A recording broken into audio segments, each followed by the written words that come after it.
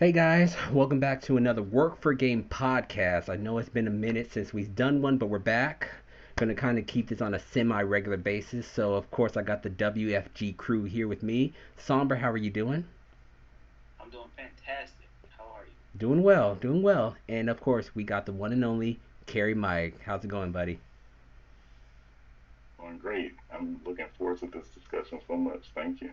Absolutely, no problem. So yeah, what we're doing is that we are getting into a spoiler cast, and this involves a game that is beloved by our two crew here, Somber and Carrie Mike, on Final Fantasy XII. But we're gonna touch on the Zodiac Age and kind of the recent version that came out for this game.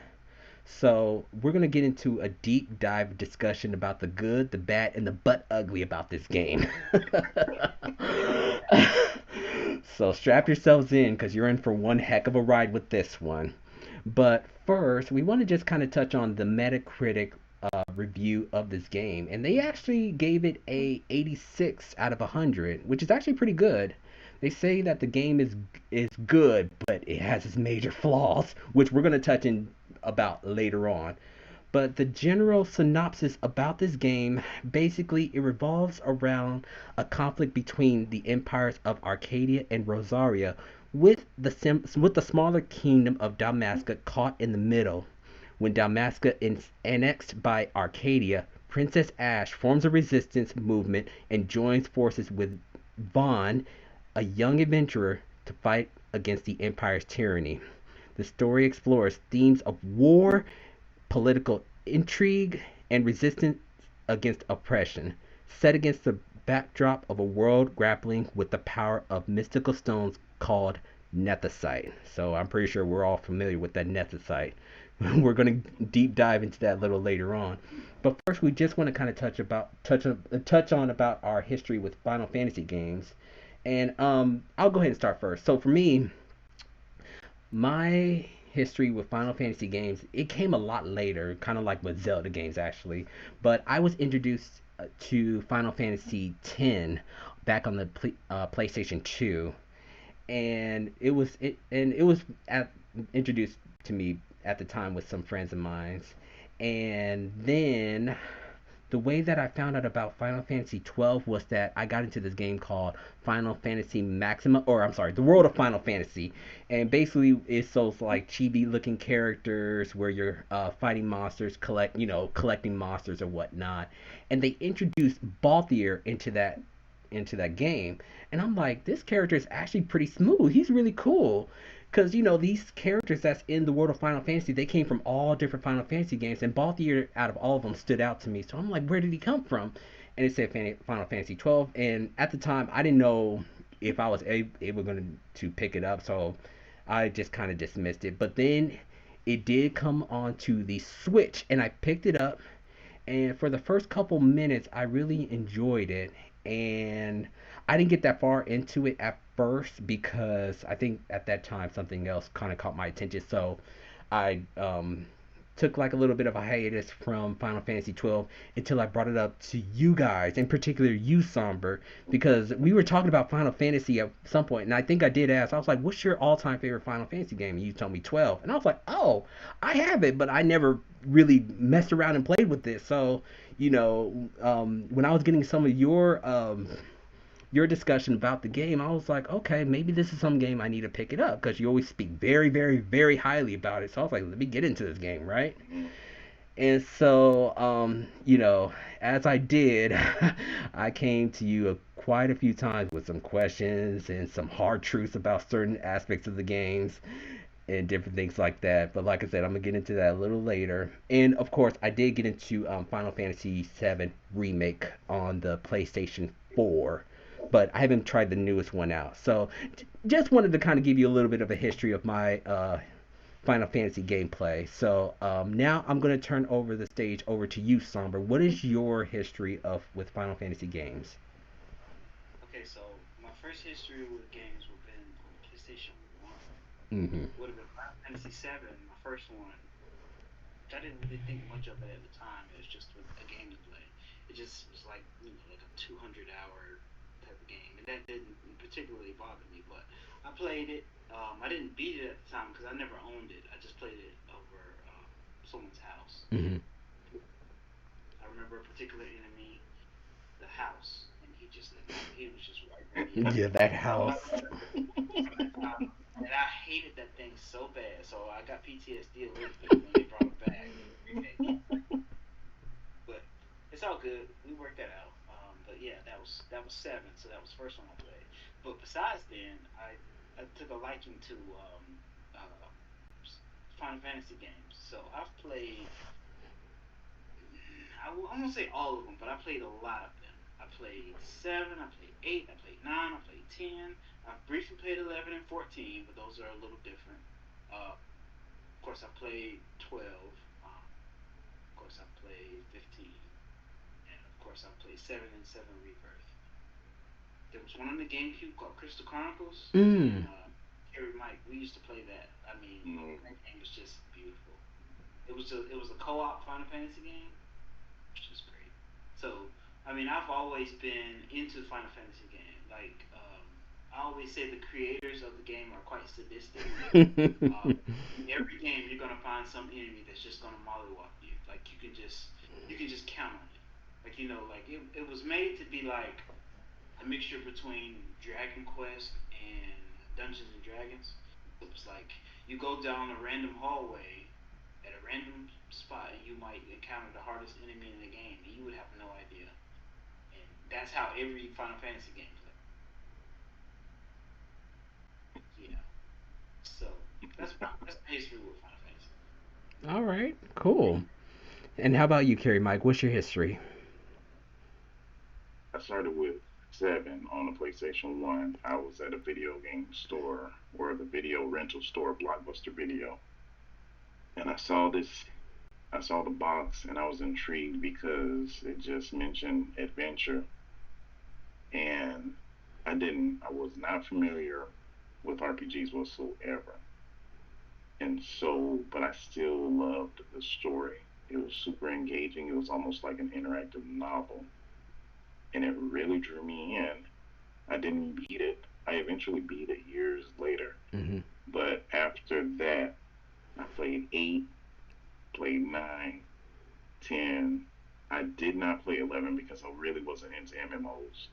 But of course, 12. But it started with 7. Okay. And then after that, it just became I was a fan of the series, period. Because all of the side stories and games that just were offshoots of the main series. Hmm. I became a fan, but with 7, it's still near and dear to my heart because that was actually the game that got me started with RPGs. Period. I had no idea what an RPG was until Final Fantasy 7. So that's my history. It starts with 7. Nice, very nice. So, there's plenty of Final Fantasy games, period, that's out there. And of course, we may have gotten started at different times. But, what I really do appreciate about the franchise is that they all have their own collective story. It's not like, you got to play all the way from Final Fantasy, the first one, up until, up until what, 16, I think we are on. So, yeah, that's the good thing about these Final Fantasy games. But that's great. So now to get into the meat of it, we're going to go ahead and get into the actual game of Final Fantasy XII, the Zodiac Age. And first off, we're going to just start off with our general impressions of the story. So I'll go ahead and start. So for me, it really did what most Final Fantasy games do as far as storytelling. It tells a very compelling story. It's definitely a lot different than most Final Fantasy games. If it was, as I read the synopsis, it's more political. There's a resistance. Um, then they got into about the judges. I'm like, man, if judges now were real life executioners, I think we all be in trouble. But overall, it was a very compelling story. There was some, deep, deep storytelling about Ash, and with her having to struggle whether she just wants to use the Nethicite just to destroy the Empire, or maybe find another way.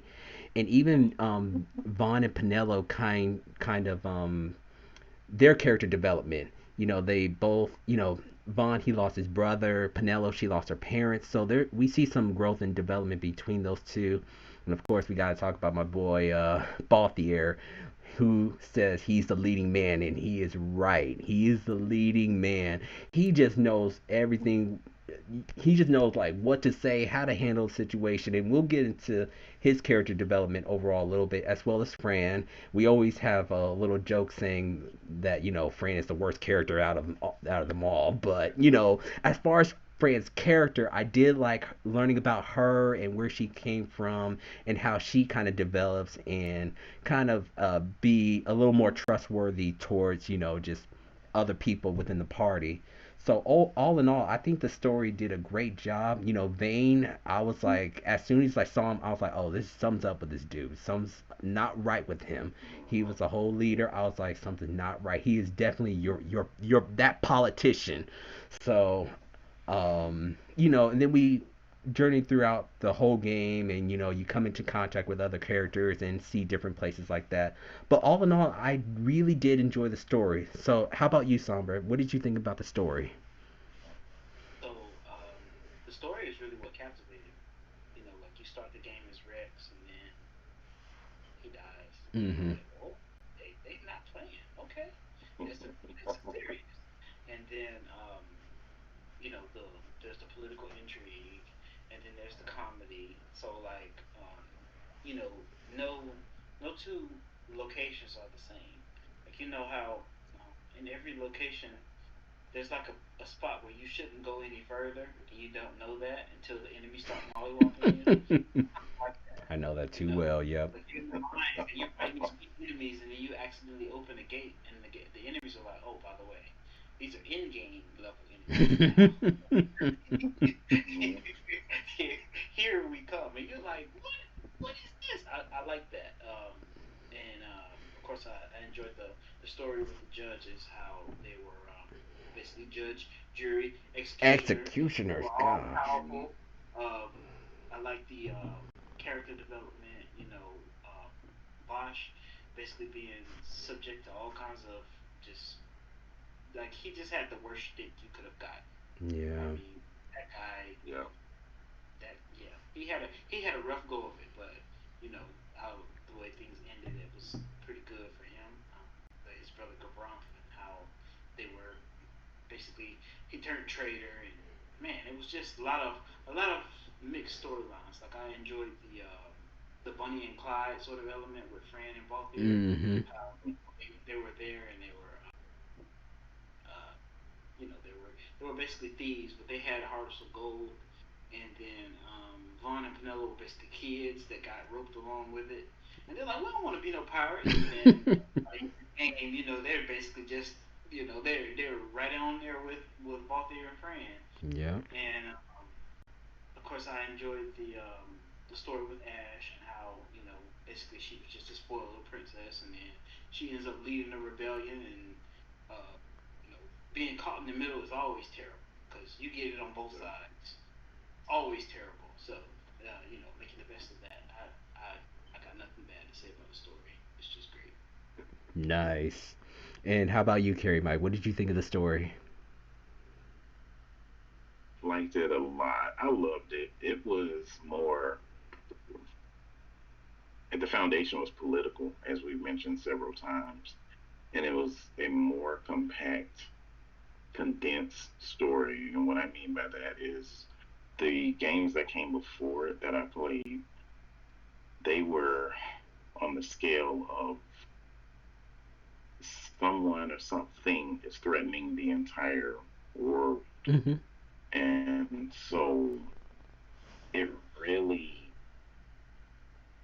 it was a nice change for it to be on a smaller scale. Now, of course, the Empire was looking to take over the world, but it just started with these small nations, Rabanasса, I think Rosaria, and then you had the Empire.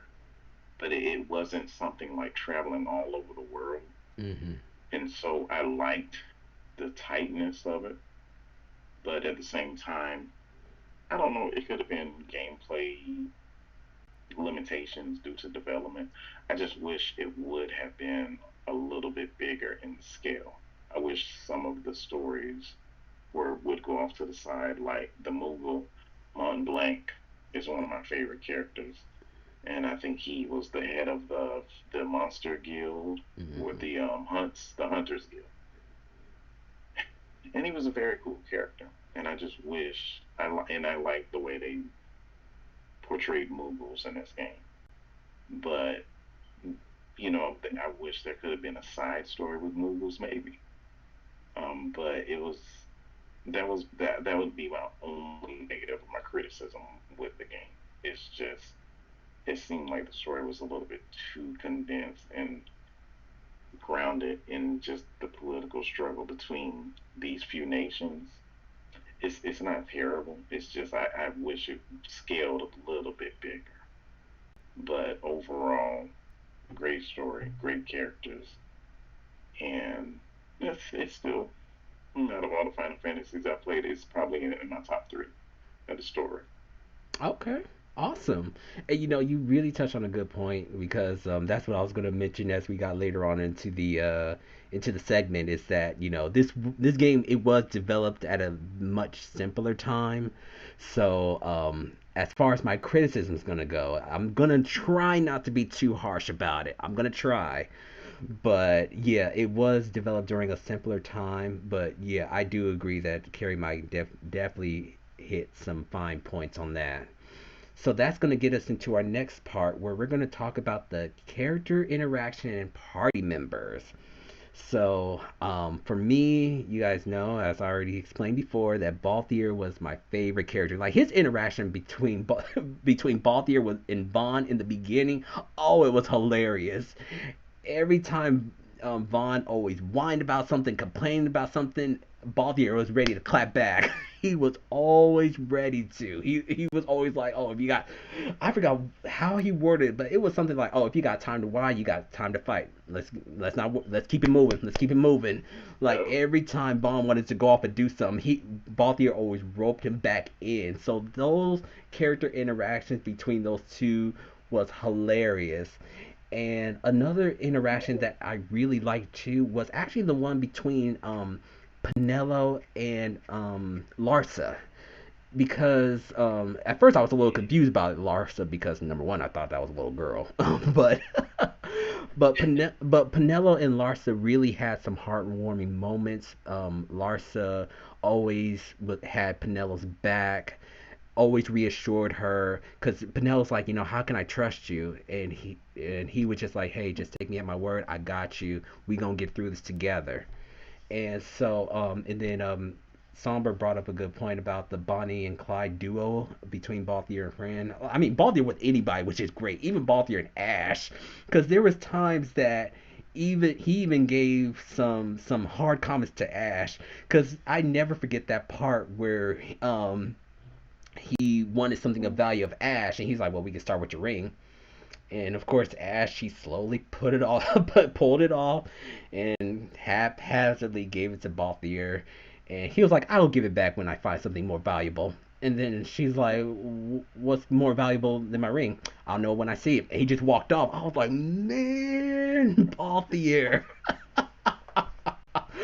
So the party members, were very unique in their own way, but like I said, my favorite will always be Balthier and Vaughn. He was always ready to rope him in anytime Vaughn got out of line. So that was my favorite. What about you, Somber? I'm sure you know this already, but my favorite character is Ash. Mm, of course, of you course. don't say. I mean, from compatibility to personality, I like character development. So, like Balthier was always cool, so he just stayed cool. Right. But like for Ash, for instance, she turned out as a spoiler princess, and I'm like, this ain't working for me. You need to figure this out.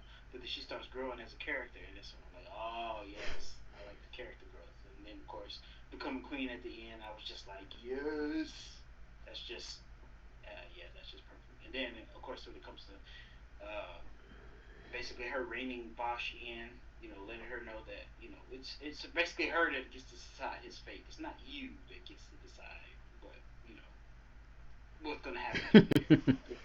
I'm the monarch, so you follow. Right? Nice. I keep forgetting about Bosch.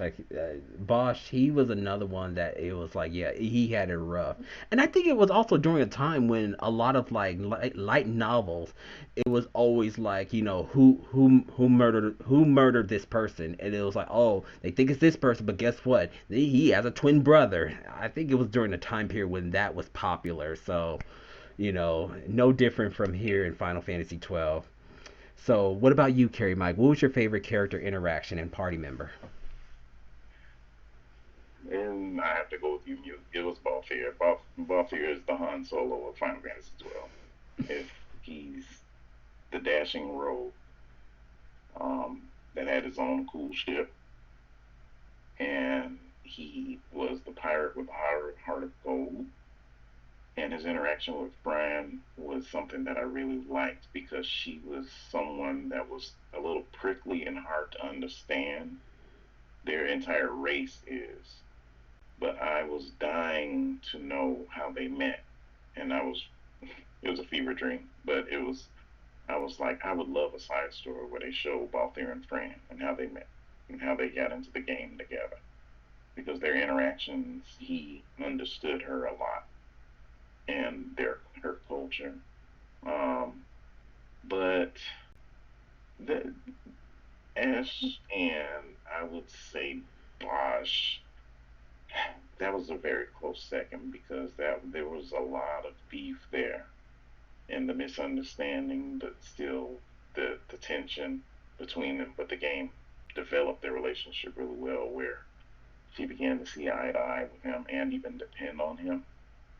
So the top two interactions was just Balthier and Fran. Fran being so mysterious with Balthier totally getting her, and then Ash and Bosch. Their interactions, and then how they developed it. It wasn't anything cheesy. She just became someone that she appreciated Bosch, but he had to earn her trust, and so those characters and interactions are Yeah, that is awesome. That's what I really liked about some of these Final Fantasy games. They're really good at character development, especially the relationship between the two party members. And it was like they all had an interaction with one another. It wasn't like just Balthier and Fran and only just Van and Penelo and only just Bosch and Ash. Sometimes they would interact and you would see their relationship develop. So those were definitely some really, really fine points that you both brought out. So now we get to go into the gameplay mechanics. So for me, it was definitely not your typical turntable battle. Oh no, it was like, I guess it was like that. Was that the ATB battle system or whatnot? I think that was like, you know, if there's one major thing that I had to complain about with the game gameplay mechanics, like I think that it was cool that you can set up the gambits and see how everything played out. It's just for me, it just felt like I never really got a chance to play the characters. Like I just set them up and then they just go and do what they need to do, which is fine. But it was, part of me, I'm like, I wish I could do something kind of, you know, and I probably could. And it's just that was just the only thing. It's just that you just assign them certain roles and um, they go out and just do them. But as far as like the spells, the techniques, the what's that, the mist, the quickening or whatnot, I thought those were really really good. I actually really really really liked those. And like I said, this game was developed during a simpler time, so I'm not gonna bash too hard on it. But it was a struggle when this game doesn't have like a experience share.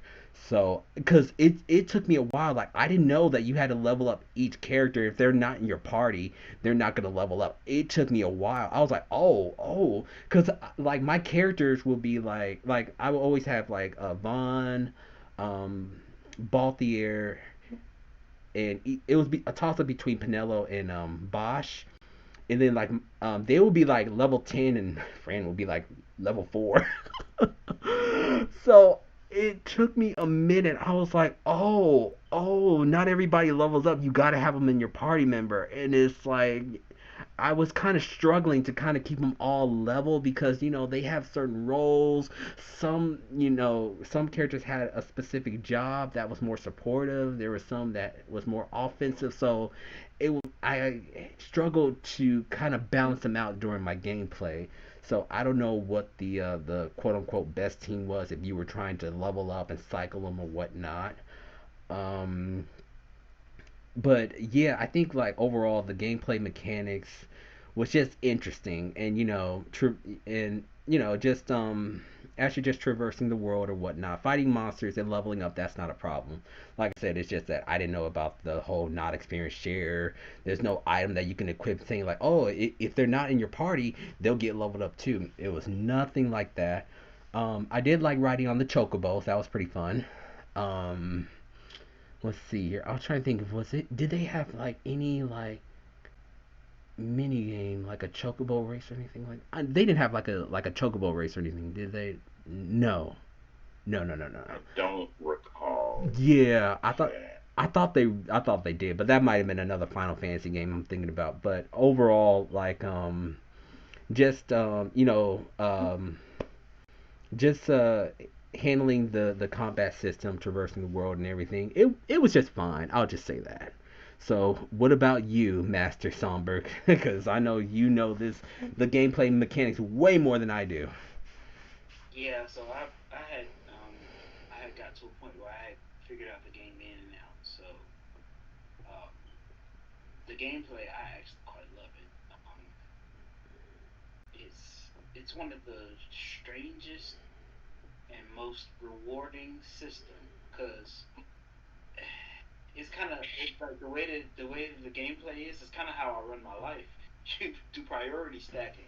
So whatever the most important, you put that at the top, right? So as long as you got the right one at the top, everything else afterwards is gonna be all right. So like I had it where I'm putting bubble, protect, shell, haste, everything on the character before they ever attack. So we're buffed to the max before we even attack. And auto. Of course, you gotta have auto resurrect. Auto heal after a certain percentage. That's just standard stuff. So once you get the right one going, there's nothing. There, I mean, but that's the beauty of the game, finding the right combination, because it'll change with some bosses, especially like the big 12, so to speak, all the espers. You can't run the same. You cannot run the same gambits with every boss. That is just not gonna happen. Um, but yeah, that's the fun part of the game for me is figuring out the right gambits. Because like Bubble, for instance, it doubles your HP. Mm. So even if you see, so somebody like Bosch, right? You give him you give him Bubble and Protect and Shell, you ain't gonna kill this guy. Because you got Penelo behind him, killing them, and Bosch is your attacker that's provoking your enemies, and Bosch has got like a million HP, you ain't gonna be taking him out. It's just how it is. And so if you run Bosch, like I used to carry Bosch with the equipment that gives him bravery, so he's got double attack. And so I had Ash as a healer, I had Ash as a healer, I had Penelo as a healer, and I had Fran as a mild healer. So I had three healers. That way, if stuff starts hitting the fan, then I got another healer on in the background, because that's how you have to do it. Because some enemies just be like, oh, what you was doing? Step, and he'll just step on you, and you're gone. So, um, yeah, I mean, uh, yeah, it takes a lot of repetition and a lot of practice, but once you get it down, it's great. It's just the learning curve is steep. I mean, that thing is steep. Hmm. Like to where you're like, I ain't never gonna get this, but then once it finally clicks, it's a beautiful thing. Uh, Especially like the class system. And to this day, I still don't understand the class system. So don't even. I don't even know. I just you sometimes pick the right one, sometimes you don't. Right. I just made sure that I wanted to make sure that I had one of each class, but it turns out you don't need every class. You definitely gotta have like there's the classes where it seems like everybody fits a certain class. Like like if you're not running Bosch as a knight, that just don't make sense. Like Bosch is just a knight. You know what I mean? Balthier, he's one of the ones that can fit any role, but I had him as, I'm gonna say, machinist.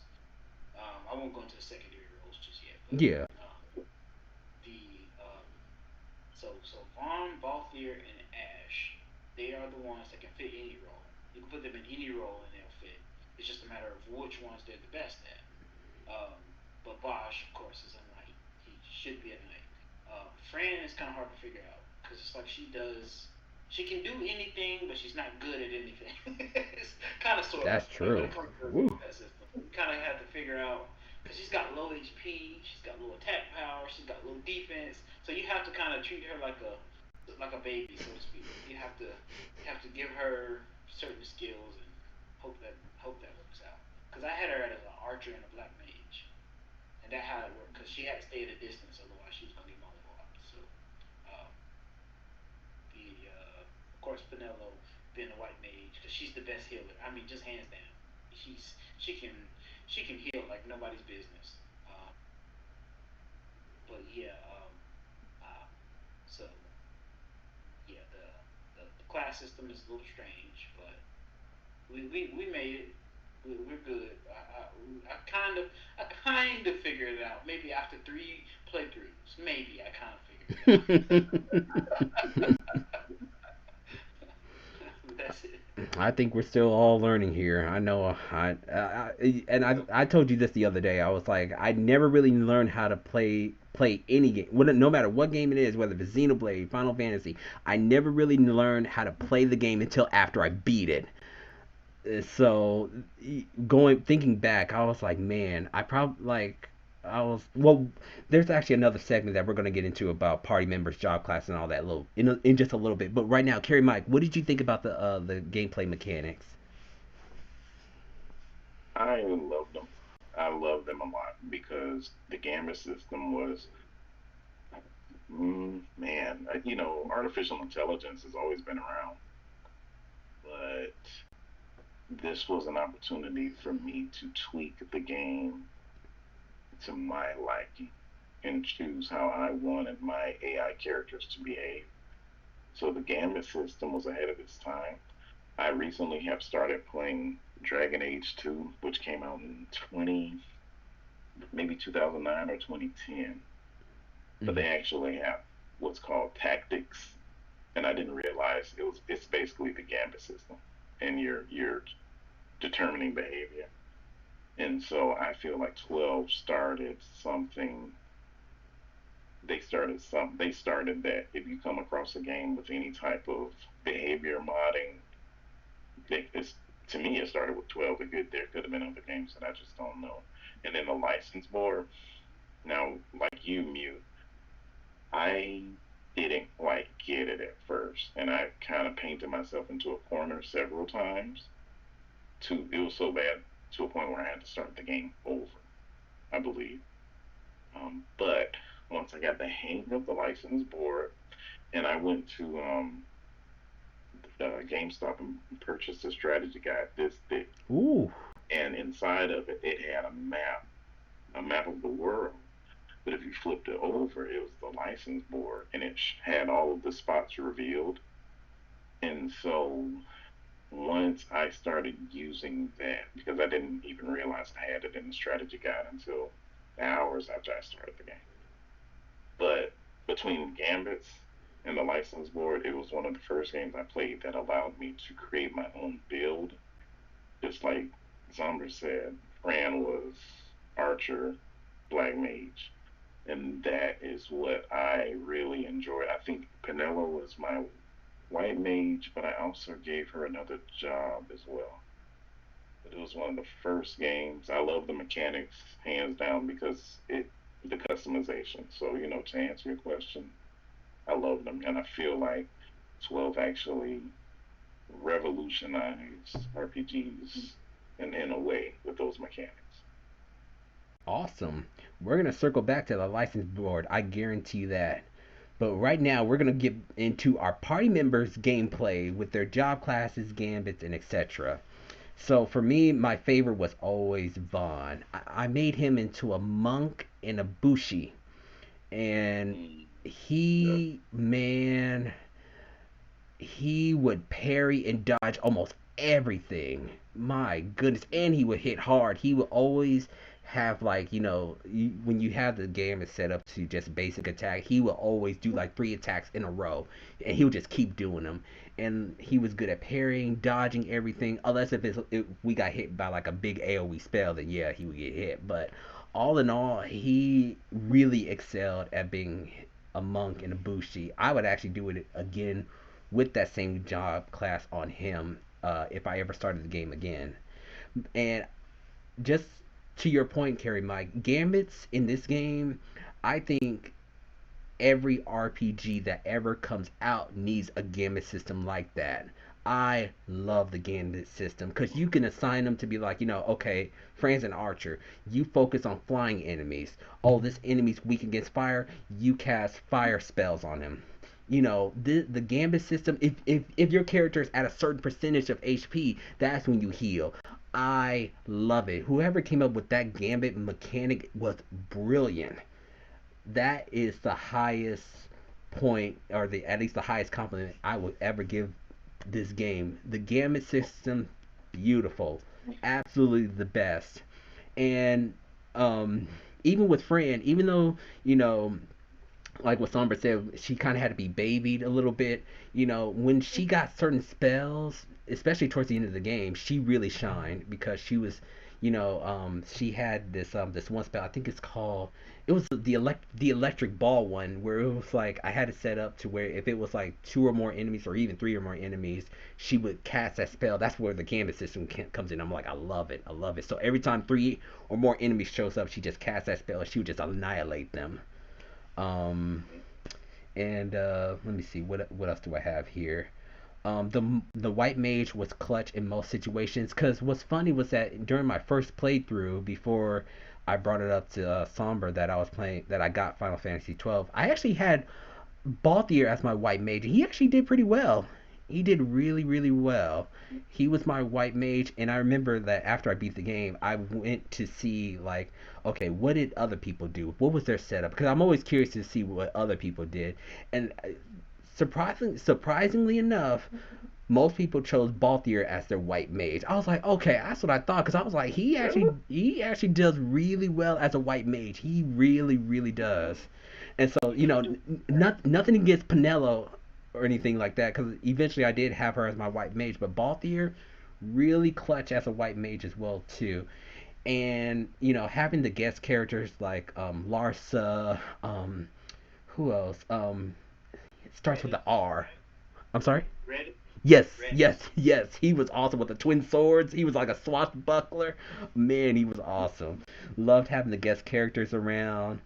And that they had their own Gambit setup. And I'm so glad that you pointed out to me, Somber, to take a look at the guest characters Gambit setup, whatever class they are. He's like, that gives you an idea of kind of like how you want your basic setup. And that really did help out a lot.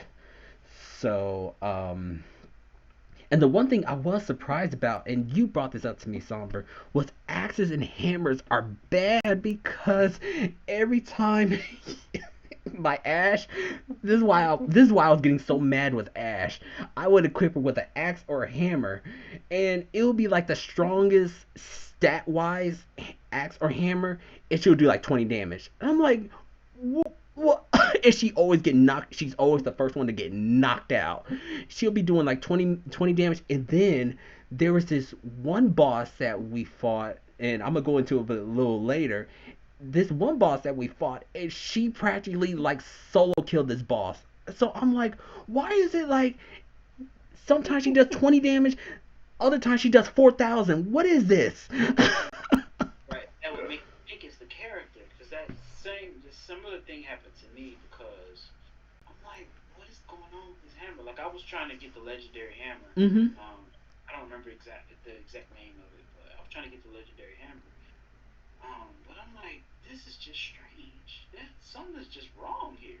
But yeah, it's because it's random. Every hit is randomized. And I'm like, why would you do that? Why would you do that? That is so stupid. I mean, Because it get harder as you progress. right. Right.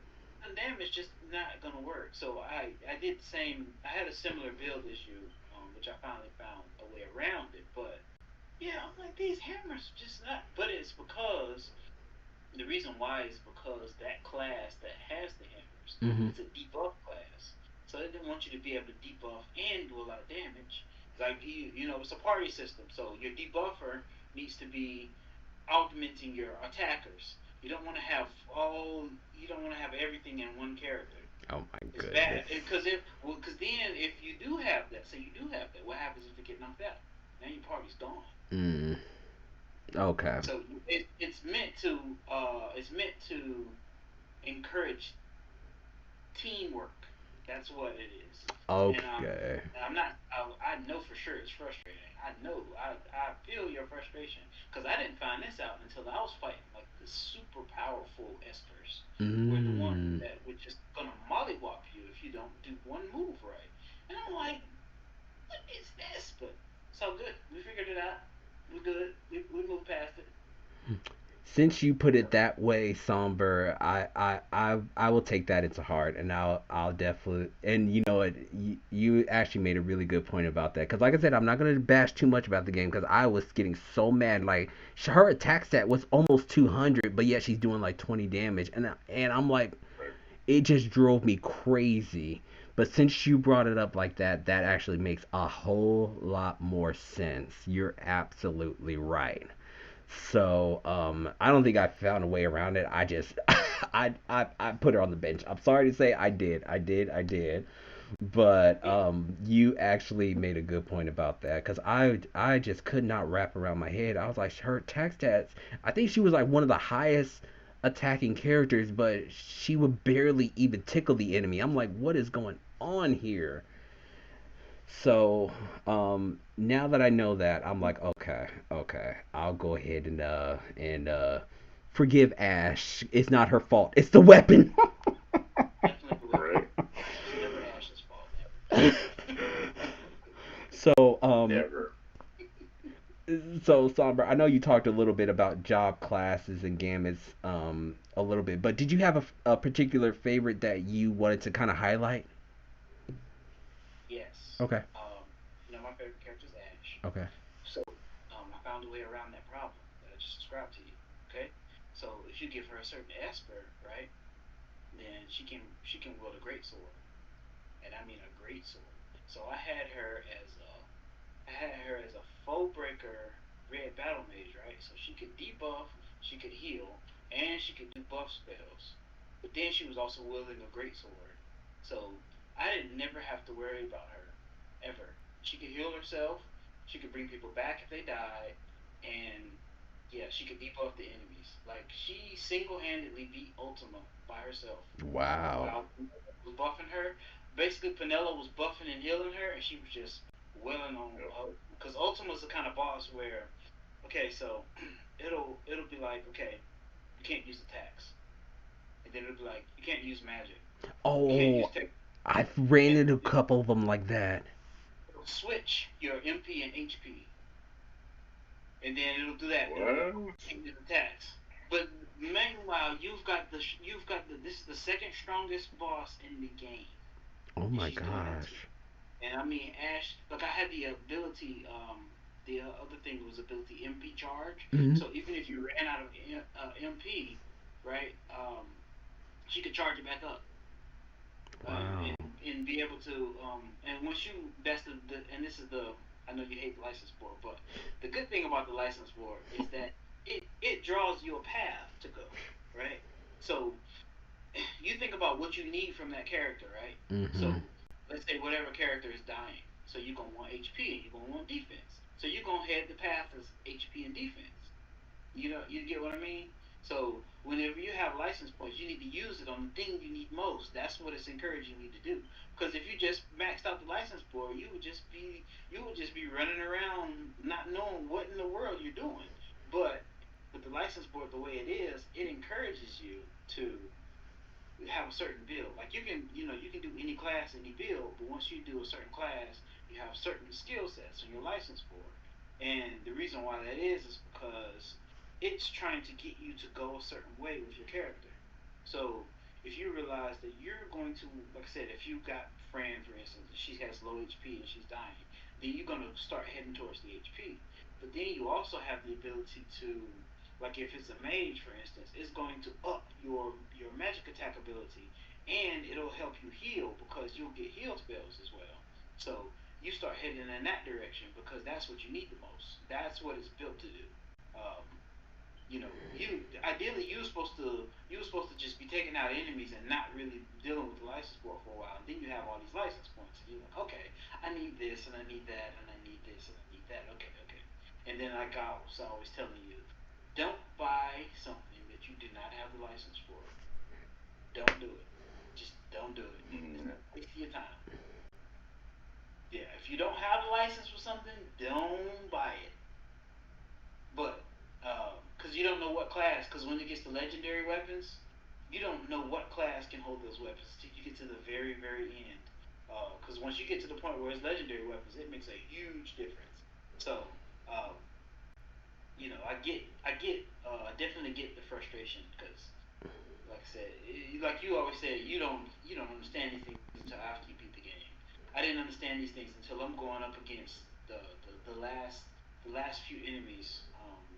I'm sure you remember. You remember that cat, right? With that use cave. Yeah, yeah, yeah, yeah. Fenrir. Boy, that thing. And then there was another guy. Like when you get into the legendary hunts, those creatures are not to be trifled with. So you better come. You gotta come correct when you're gonna fight these enemies. Because you never know what you're getting into. And same thing with, of course, elementals. I remember. I'm glad I stopped you from getting because yeah, until you get to the end of the game, elementals are basically just a big game over screen. That's basically what they are. They are just game over screens. And then and we talking about just little bitty ones. You have the mid size and then you have the huge ones. They're all the same. Game over. Do not approach unless you know that you can take this thing. Because those are not to be trifled with at all.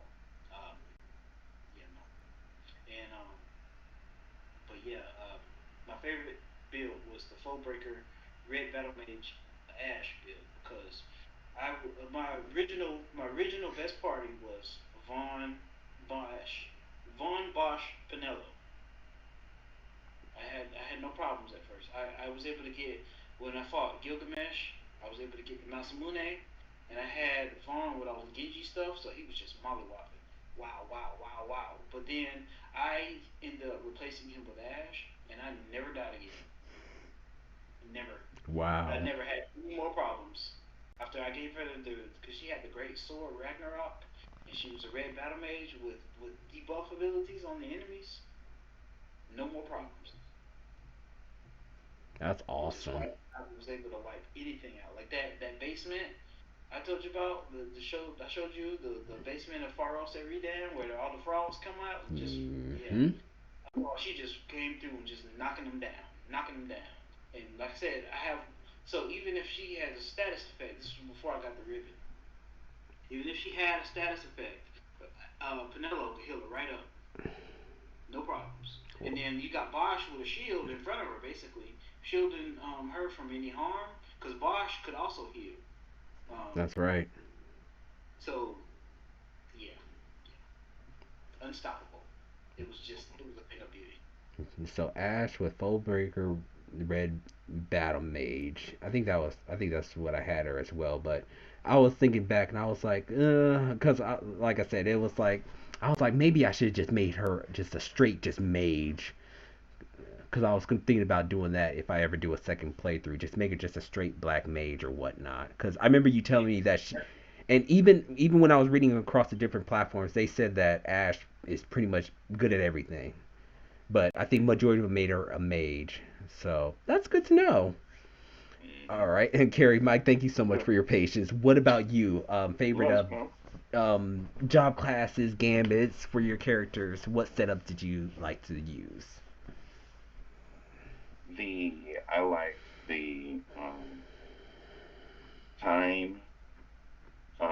I think it's like a time mage who which was Balthier. He Oh would stand, yeah. of course, at range. Bosch was more like a paladin, and he would heal and buff. And I feel like Penelo, not only was she a healer, she could also debuff. So the thing was,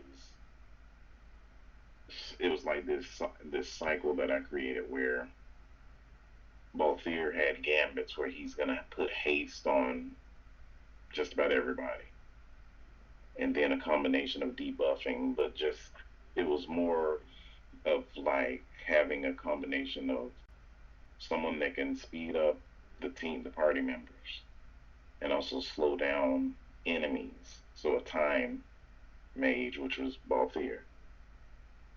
I think Penelo would debuff and break down protect and shells if the enemies came buffed. And then Bosch was like a paladin. He would heal and put bravery on you and put faith on you.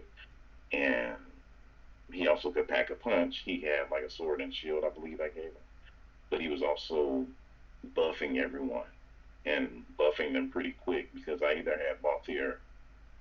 I think Balthier mostly buffed him with time, with haste. Me and Penelo, you know? And so that was like my favorite combo. It was probably one of the best combos I had where you had someone to buff, someone to debuff, and someone to handle the timing, which was Balthier. And so those three made for a pretty powerful combo when it came to going into encounters. That's pretty awesome. I was trying to think.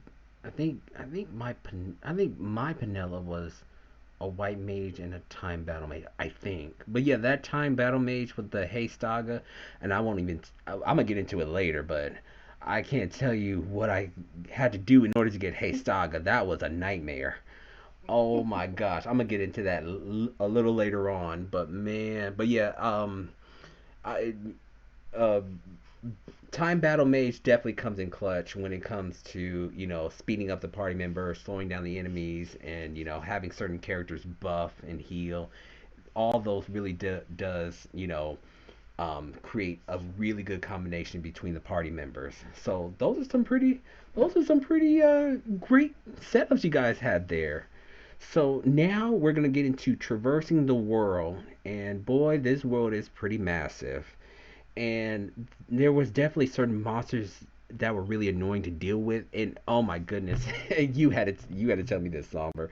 When I was traversing the world, I think I ran into every certain trap no that they had out there. I was exploded. I got poisoned.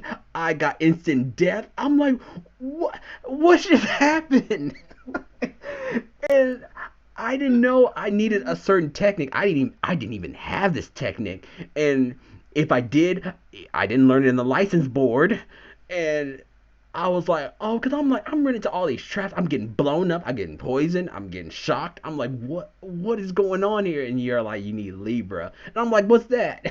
And apparently it was a certain technique. I don't even know how you get it, but and I was like, even if I did, I probably had to learn in the license board, otherwise I couldn't use it. And so, it was just crazy just dealing with all those traps. And like you mentioned, the elemental creatures, I try to avoid them as best as possible. I think I did accidentally ran into one because it was one of those situations. My party was fighting an enemy, and an elemental was just behind me, and I didn't see it. And he was like, "Oh, we got to fight over here. Let me go over here."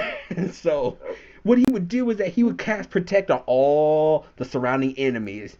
I'm like, are you kidding me? And then yeah, I got wiped out. You saw Elemental enters the chat. Basically. Really brutal because I think they cast silence go too. So Yes. if you cast anything in their vicinity, they're like, oh, well, you can play it. Oh, here we go.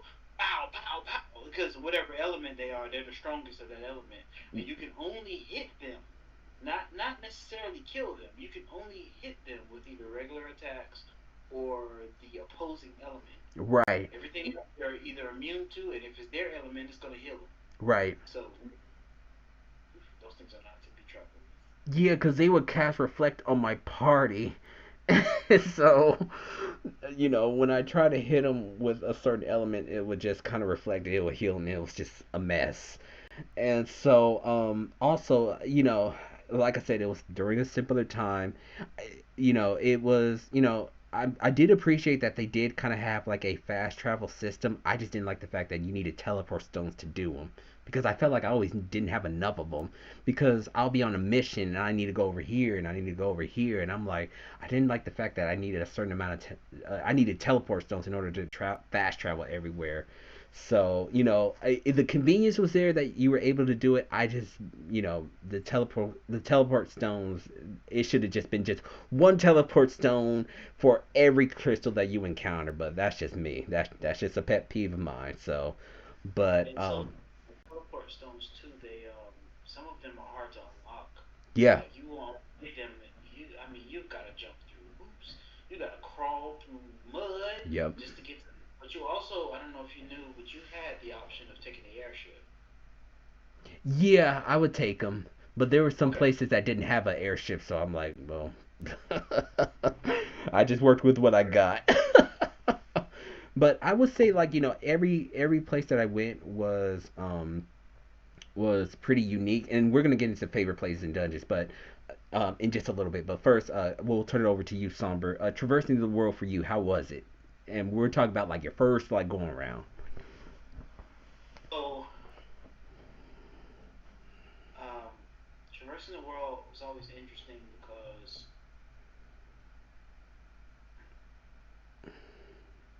I'm drawn to danger. It's just how I am. So, my first playthrough, I accidentally killed a boss that was too powerful for me to kill. Accidentally. What? I know it's weird. I accidentally killed a boss that was too powerful for me to kill. Because I had kind of accidentally stumbled upon the right gambits or whatever. But Oh anyway, wow. accidentally killed this boss. So being severely underleveled, I had the misfortune of going to the Necro of Nabudis. Oh. And I mean, Yeah. this is me being a green Final Fantasy XII player, underleveled. I went to the man. I can't even describe what was happening there. It was just terrible.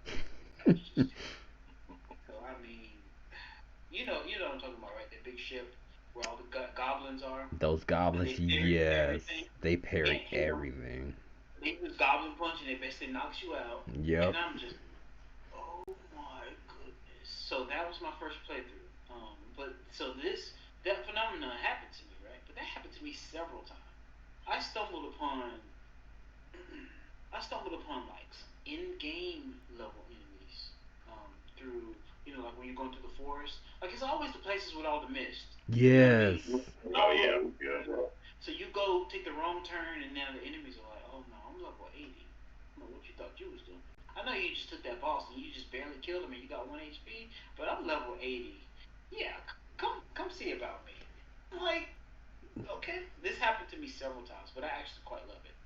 Um, and then the other thing that I loved was stumbling upon espers.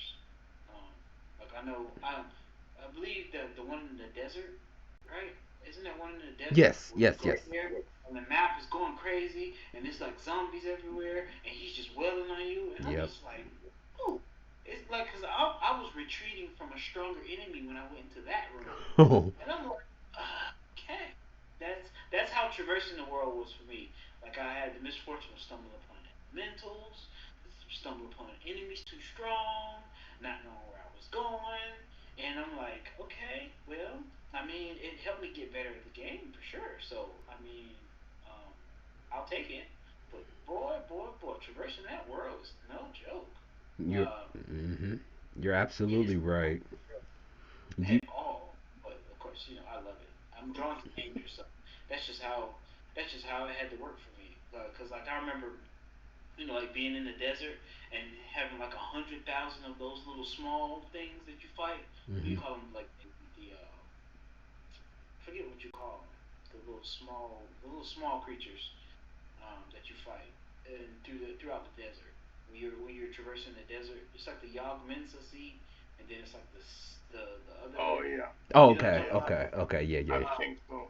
It's like, oh, that was. I remember that being quite brutal, especially not knowing which part of to go. Because, naturally, how I am, drawn to danger, I go from there and then I'd find a super high level spot, running away from other creatures. I'd find the stronger enemies.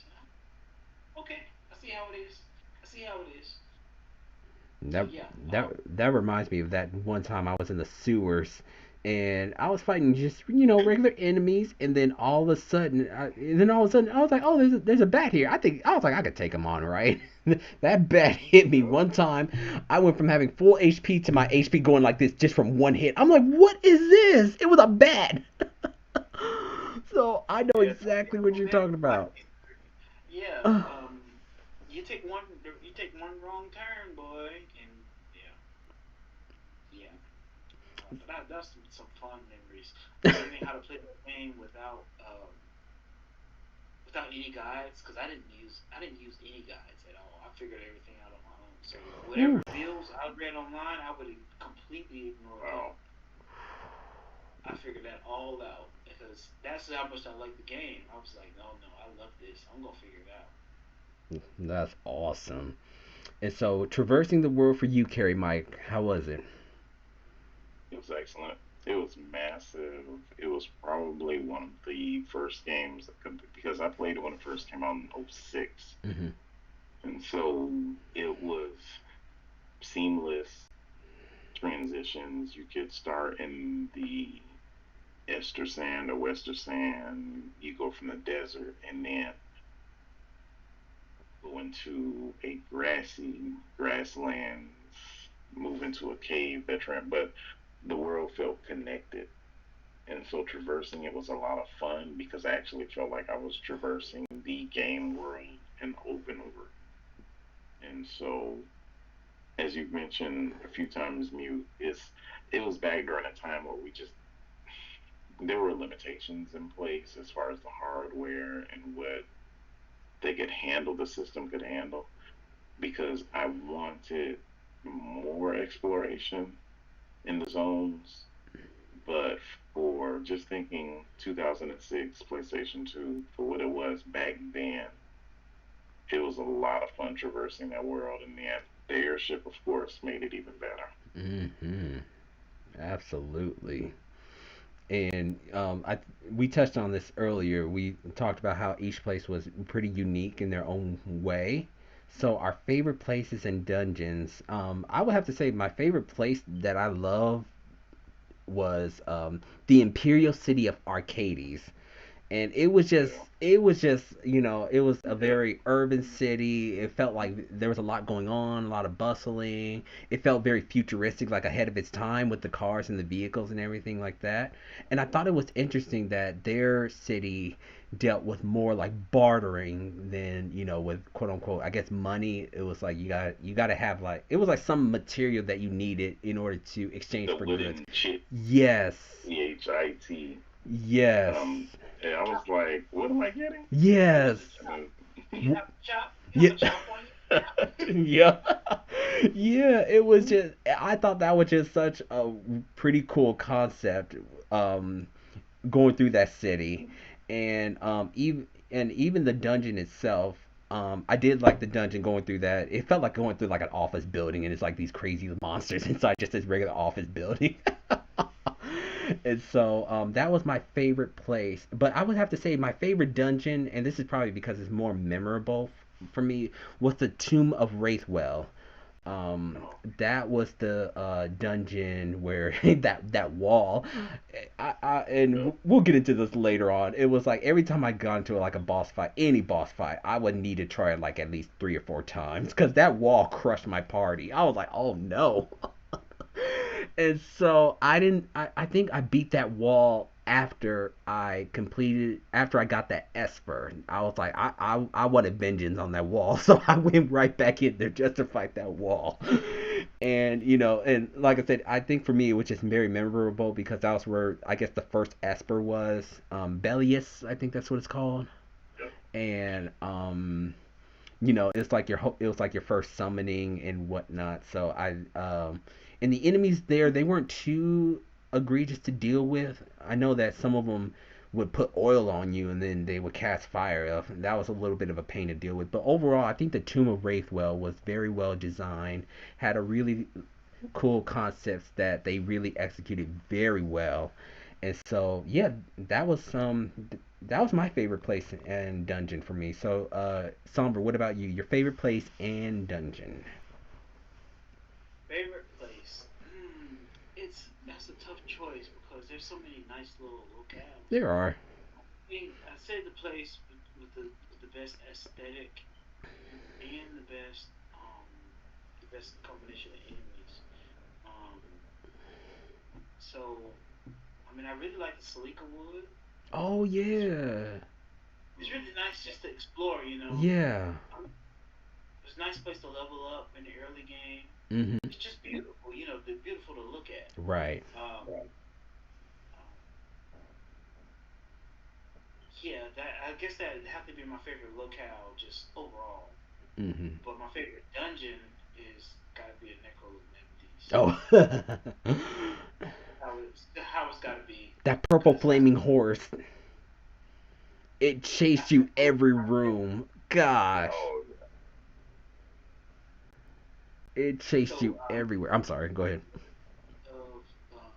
I've got Bosch Excalibur, which is a holy weapon. So Oh. it does double damage on dark enemies, which Oh. is basically what all Necro Nemesis is. And so then I had the ability, I had the whatever equipment gave him bravery, and that doubles his attack. So Ooh. he had bravery and he had Excalibur, and it was doing double damage, and then he had double attack. So he was just wiping everything and Necro Nemesis out. And I didn't find out until later that there was actually bosses in the Necro Nemesis. So Mhm. like you do certain things and like a certain door gets like activated and then you go in there and it's bosses and I'm like, okay, Oh. I think I've heard of that, but I was like, I'm not trying it. I was like, I got the hoo-ha out of there. but I had a knack for accidentally somehow killing bosses that were too strong. I had a knack for it. Oh, I had gotten down. wee. Smooth That's criminal how right here. right. How good the Gambits are, man. Like I said, when you get bubble, you get protect, you get shell. It's very hard to kill you. And you gotta have a contingency for every status effect. Because one that me and KerryMike used to often talk about was virus. Okay, that's the one because whatever. So whatever your HP was at the time you had virus, that's what your max HP became. So if you get knocked out with virus, you come back with 1 HP, and your total health is 1 HP when you come back. So it's like, what am I gonna do here? What are we doing? What is this? Because anything's gonna kill you at that point. So yeah, that's the one. I found that out much later, but once I basically got Pinello, because I want to say it was a Suna, right? But you had to activate throughout the license world. You had to activate the ability to heal virus with a Suna or something like that, or cleanse or something like that. But yeah, it's just like I said, the developers are just sadistic. They really are. Like no matter which Final Fantasy game you're playing, there's something that's going to challenge your entirety of who you are. Like you're gonna be like, dude, what are you trying to do here? Like, man, because like even in just as a brief example in other Final Fantasy games, um, let's say Final Fantasy 13, there's a spot where you have to fight 3 Tunberries. I don't know if you Oh. understand that. I don't know if you understand what I'm saying. 3 Tunberries. So what it is if they hit you, you die. Yeah, you die. That's it, right? So now they have the ability to trap you. So and the thing is, if you knock them out, right? So there's 3 of them. If you knock one out, then the other ones get bigger as knives. And so if you knock the second one out, then the big one just pulls out like this gigantic knife, and he's just like, oh, you think yeah, it's brutal. Cause you had a time taking out the one tongue berry, but with three, whew. But yeah, it's like that in every game. There's always a boss that just like there's this in Rebirth. Just briefly, I'm sorry. It's so funny though. There is a challenge that you do in hard mode. They made it so that this challenge. I mean, it's hard to understand without showing you, but it's basically a bunch of plants, and they hit stun you. So you have nothing but hit stun. So they hit you, and you're stunned, and they just knock you out. They just slowly just knock you out. Oof. Like, and you're just gone. So you have to attack them before they attack you. But you're not used to that because when you played on easy mode, they were not even a problem. But in this one, yeah. So yeah, they always have an enemy like that. And so 12, the one that it has an HP, has a boss that has so much HP. You can fight this guy with your Gambits on, and you can go to the store and come back, and you still ain't killed this guy. That's wild. How brutal this guy is. Wild, man. Gosh. Wild. Okay. It's so much HP. I mean, this guy's got something like 10 million HP. So like he has bars of health, and so he still has like 2 million health when he starts glowing red. Yeah. That's the kind of stuff I like. I'm just drawn to danger like that. So. Duly noted. Better than I. Right? Better than me too. Shoot, and I played some of the hardest super bosses in Xenoblade history, and oof. But anyways, I'm sorry, KerryMike. Your favorite places and dungeons on your playthrough? Places, I agree. The Empire, arcades, as you mentioned, absolute favorite. The music and their way of life, it sucked me in, and it was an immersive experience, even though you can't really go inside of the building and explore. Yes, man. And I was really dying to. I just, like you said, and it was such a good point. We're talking about a game that released in 2006. They just really weren't there yet, but they still created a city that I got lost in. And I was just walking around exploring and just trying to see how these individuals live their life in the Empire. And I was like, if there was any game world, if I could just get sucked into the screen and fall into a game world, I would want to live in the city of Arcadia. So like that was my favorite. Also, the other favorite would be I believe the Western Sand, when you first started the game and Bun goes out into the desert. Yeah. To the Western Sand was, because back then those were really good visuals in my opinion on the PlayStation 2, because the glowing gold and sand, and I think there were dust particles. You could see the sand blowing in the air. That was a nice place for me as well. It's like you can almost taste the sand in your mouth because they do a great job with the musical score. Mm-hmm. But looking back, it was really difficult. I didn't like it at the time. But the lighthouse, the Pharaoh's lighthouse, or the huge tower dungeon, which was an endurance run basically. And I felt like it was a test of how I set up my gambits and how good my characters were built out. Extremely difficult dungeon, but making it to the top made me feel really good because it was an endurance run. You had to endure through it. And so the lighthouse, the Pharaoh's lighthouse, whatever, I forgot what the title exactly, but that was my favorite dungeon. Awesome. Yeah, I know exactly what you're talking about. Whew. Yeah, it's such a satisfying feeling when you finally get through such a enduring, crazy dungeons like those where, oh my goodness. I'm gonna get into this later. Let me go ahead and move on before I spoil it.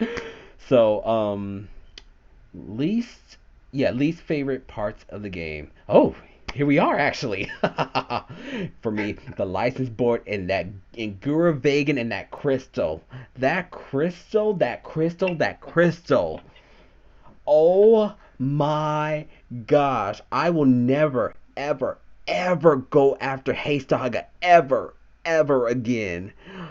Even throughout the main story, that crystal. Who on earth came up with that crystal? I can't tell you how many times I got lost. And then when I was looking for Haystaga, the enemies down there, every enemy was so powerful. They inflicted so much status affliction on you. And they were the size of the crystals themselves. Even some of the bosses that I fought, they were massive. So you can't even outrun them. And then when you try to when you open a gate, you have a certain time limit to go through that gate, and you don't know where this gate's gonna go through. You're just praying and hoping that this is the gate that you need to go into. And it's like, okay, you go into the gate, you made it, and it's a different color, but it's like, okay, it's different, it's the right way. But then the Reapers and the skeleton monsters and the Shadow Beast comes out, and they inflict you with poison, burn, COVID, all kind of status ailments. Holy smokes! Like, I know you want to make a game challenging, and yeah, Hey Saga is good, but I don't think it's so good that you got to sit up there and risk your literal humanity to get this spell. But I was already in the belly of the beast, and I was determined to get it. I was like, there's no turning back now. I just got to go for it. So I followed a guide. And the guide, I followed as closely as possible because I was like, if I make one wrong turn, that's it. But that guide it was like you got to go left, right, up, down, and then you open the gate, and then you got to go in the opposite direction of where the gate originally started. And that crystal, I still get PTSD from going through that, because it like, once I finally got Hey Saga, it's like, okay, I got Hey Saga, but guess what, I was stuck. How do I get out of here? You can't use a crystal to, fling yourself out of the dungeon. I had to go back. Yeah, there's no like escape rope where it's like, okay, you can go back to where you started. No, you have to go back the way you came. I'm like, I'm never getting out of here. And even if I was to, and I was like, I'm not going to restart the game, because even though it autosaved, I'm autosave stuck in this crystal. I wasn't going to be able to get out. And I don't know how I did it, but somehow I managed to get out. I'm like, get me out of Guravegan. Get me out.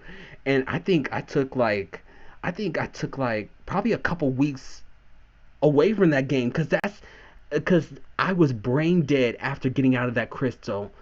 That's how awful that crystal is. I'm sorry. There's nothing you could say to convince me that, oh yeah, it's worth going down there. There's probably some super boss and the most powerful weapon down there that can one shot any boss you may encounter. Even that one with the 14 million HP. There's one weapon that I will never go down there ever again.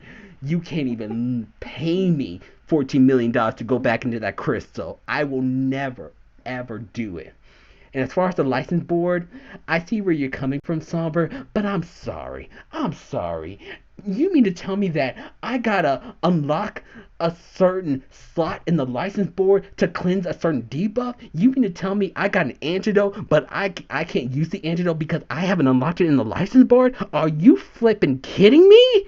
I can't use a basic fire spell. I can use Fiagra if I found it, and I unlocked it in the license board, but I can't use a basic fire spell. I can't get a bangle that ups my HP by 5, but I can get me the pseudo armor that expand my HP by 100. But I can't wear a simple bangle because I haven't unlocked it in the license board. I can't use certain weapons because I haven't unlocked it in the license board.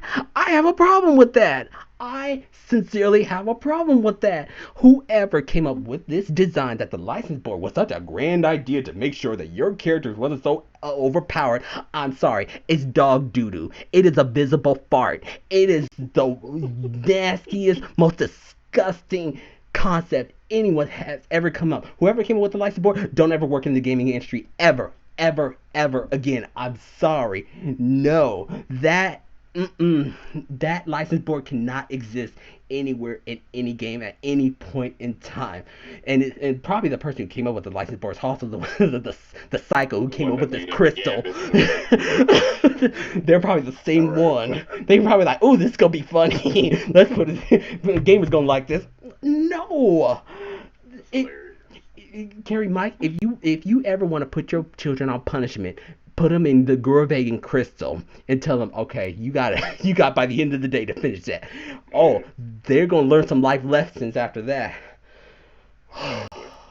Okay, I had to get that rant out You of know, them.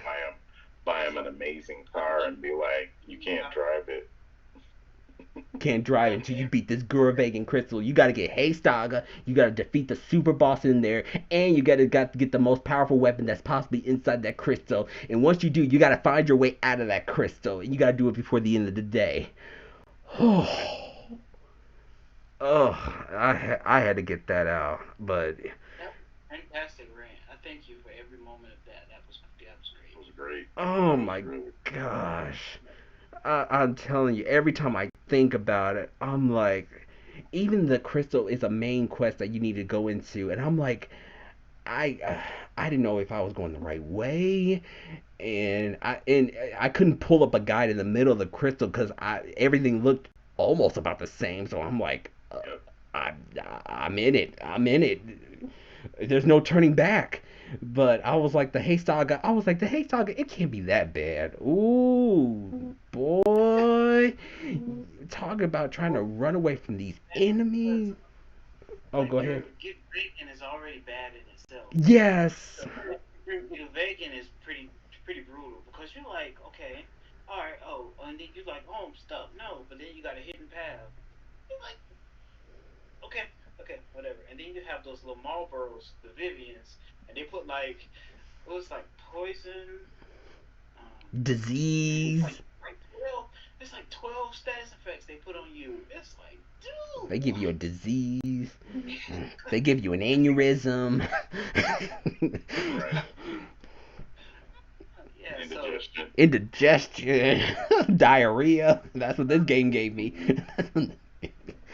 yeah, so And yeah, and then the crystals at the end. So I totally get it because me and KerryMike actually used to text about getting vacant quite often. He was like, dude, why did you do that? Whatever. And we're like, man, I don't know. I just made it. Don't ask me no questions. I did it. Done. yeah, I had to take I think I took like 2 weeks away from that game because that's how much mental stress and anxiety I got from being in Guru Vegan in that crystal and dealing with the license board. Because I didn't know, because, the license board, it was so random. I remember you telling me, like, oh, if you want to get to, I guess, the little cracks in between the license board, you got to put an Esper there to kind of connect them. And it's like, what? And so, I mean, I did it, but it was like, even little things like that, it just irked me. And so then, you don't know what you're going to get when you unlock a certain thing in the license board, unless if you already have the guide right there to show you what it is. But even then, it's still a hassle to try to build up the license points to get what you need to get. And like I said, you can't buy certain equipment, you can't buy a spell. Everything is so heavily reliant on that license board. And that's what I didn't like. It's not like where it's like a skill tree where it's like, yeah, you can still learn spells, everything naturally, but you have a skill tree to kind of enhance certain abilities. The whole game was centered around the license board. You could not get the best spells or even use the weapons unless you unlocked it with the license board, and that's what I did not like. I hated it. That is an awful mechanic, and there is not even the game developers themselves can convince me that it was brilliant. They cannot. Okay. Yeah, it was definitely designed to keep you. It's down to keep you at a certain level because you defeat a certain amount of enemies. That's a certain amount of license points. You can only have so many possibilities within whatever level you're at. That's how it was designed. Oh my gosh. Even so, Well, they. by the end of the game, the license board doesn't even matter. You pretty much got so many license points. They're coming out of your ears. Yeah, yeah. Gosh. It's just I don't even think I got that many. I think I still have like chunks of white sections on the license board. Cause at that point I'm like I just want to finish this game. Cause I'm like I can't. Every time I had to go into the license board, I would literally get like anxiety because I'm like I don't know what I'm choosing. I don't know what's gonna be coming out. What do I need? Do I need no more HP? Do I need a weapon? What do I need? I would literally have like anxiety because of that license board. Oh, so. Anyways, let me. Huh? Oh, now that I got my rant out about what I did not, no, not dislike, I hated about the game. I don't dislike it. I hated the license board. I hated the crystal. I hated Gura Vegan. I hated it all. So now that I got mine out, did you have any least favorite parts on Yuri and Somber? Well, I suppose my least favorite thing about the game was the hoops that you had to jump through to get legendary weapons. They could stay there. On my game, they can stay there. You don't even want to know, dude. I don't. You don't know what it takes to get some of these weapons. Like I'm talking about, I finished the strongest enemy in the game is Zodiac. He's the last of the Espers. He's the dark type. I had by the time you beat him, nothing's gonna touch you. And I'm talking about I hadn't even got close to getting the legendary weapons. Not even close when I got to that point. That's the one thing I didn't like because I wanted the legendary weapons, but the only one I got, maybe I got two, because Excalibur is technically a legendary weapon, but like there's one for each class, for instance. Like there's a legendary gun for football theater, but you have to fight these dragons that are like, forget about it. Right. And then there's a legendary bow, there's a legendary hammer, which I'll never get. That's not even a legendary hammer. Legendary hammer. Not even a point to it. Then there's legendary great swords, which I had a few of those. That's what Ash was using. And then there's like a legendary staff. So there's legendary weapons, but like the Ultima weapon, I think that was the strongest legendary weapon I got. That was the only one that I really got. And you couldn't use those so-called legendary weapons unless you unlocked it in the license board, right? You couldn't just give it to a character and be like, "Hey, I got you a legendary weapon." Nope, you had to unlock it in the license board. There are some weapons that are not license dependent. Oh yeah, that's right. Yeah. Yeah, like the sword that cuts Nethicite. Yeah. But yeah, there were some weapons that were not dependent. But I mean, that's the thing. So they wanted you to toil before you could get to a legendary weapon, but you probably never get them anyway. So it doesn't even matter. It's just it would be nice if they could tell you such things. Like if you had a quest to get the legendary weapons and it'd tell you where to get the stuff, and how many to get, stuff like that. That would be great. But oh my gosh. Yeah, I beat trial mode, which was quite ridiculous, but I didn't have not a single legendary weapon at that point. Wow. It's all good. That's the only thing that I didn't really care for.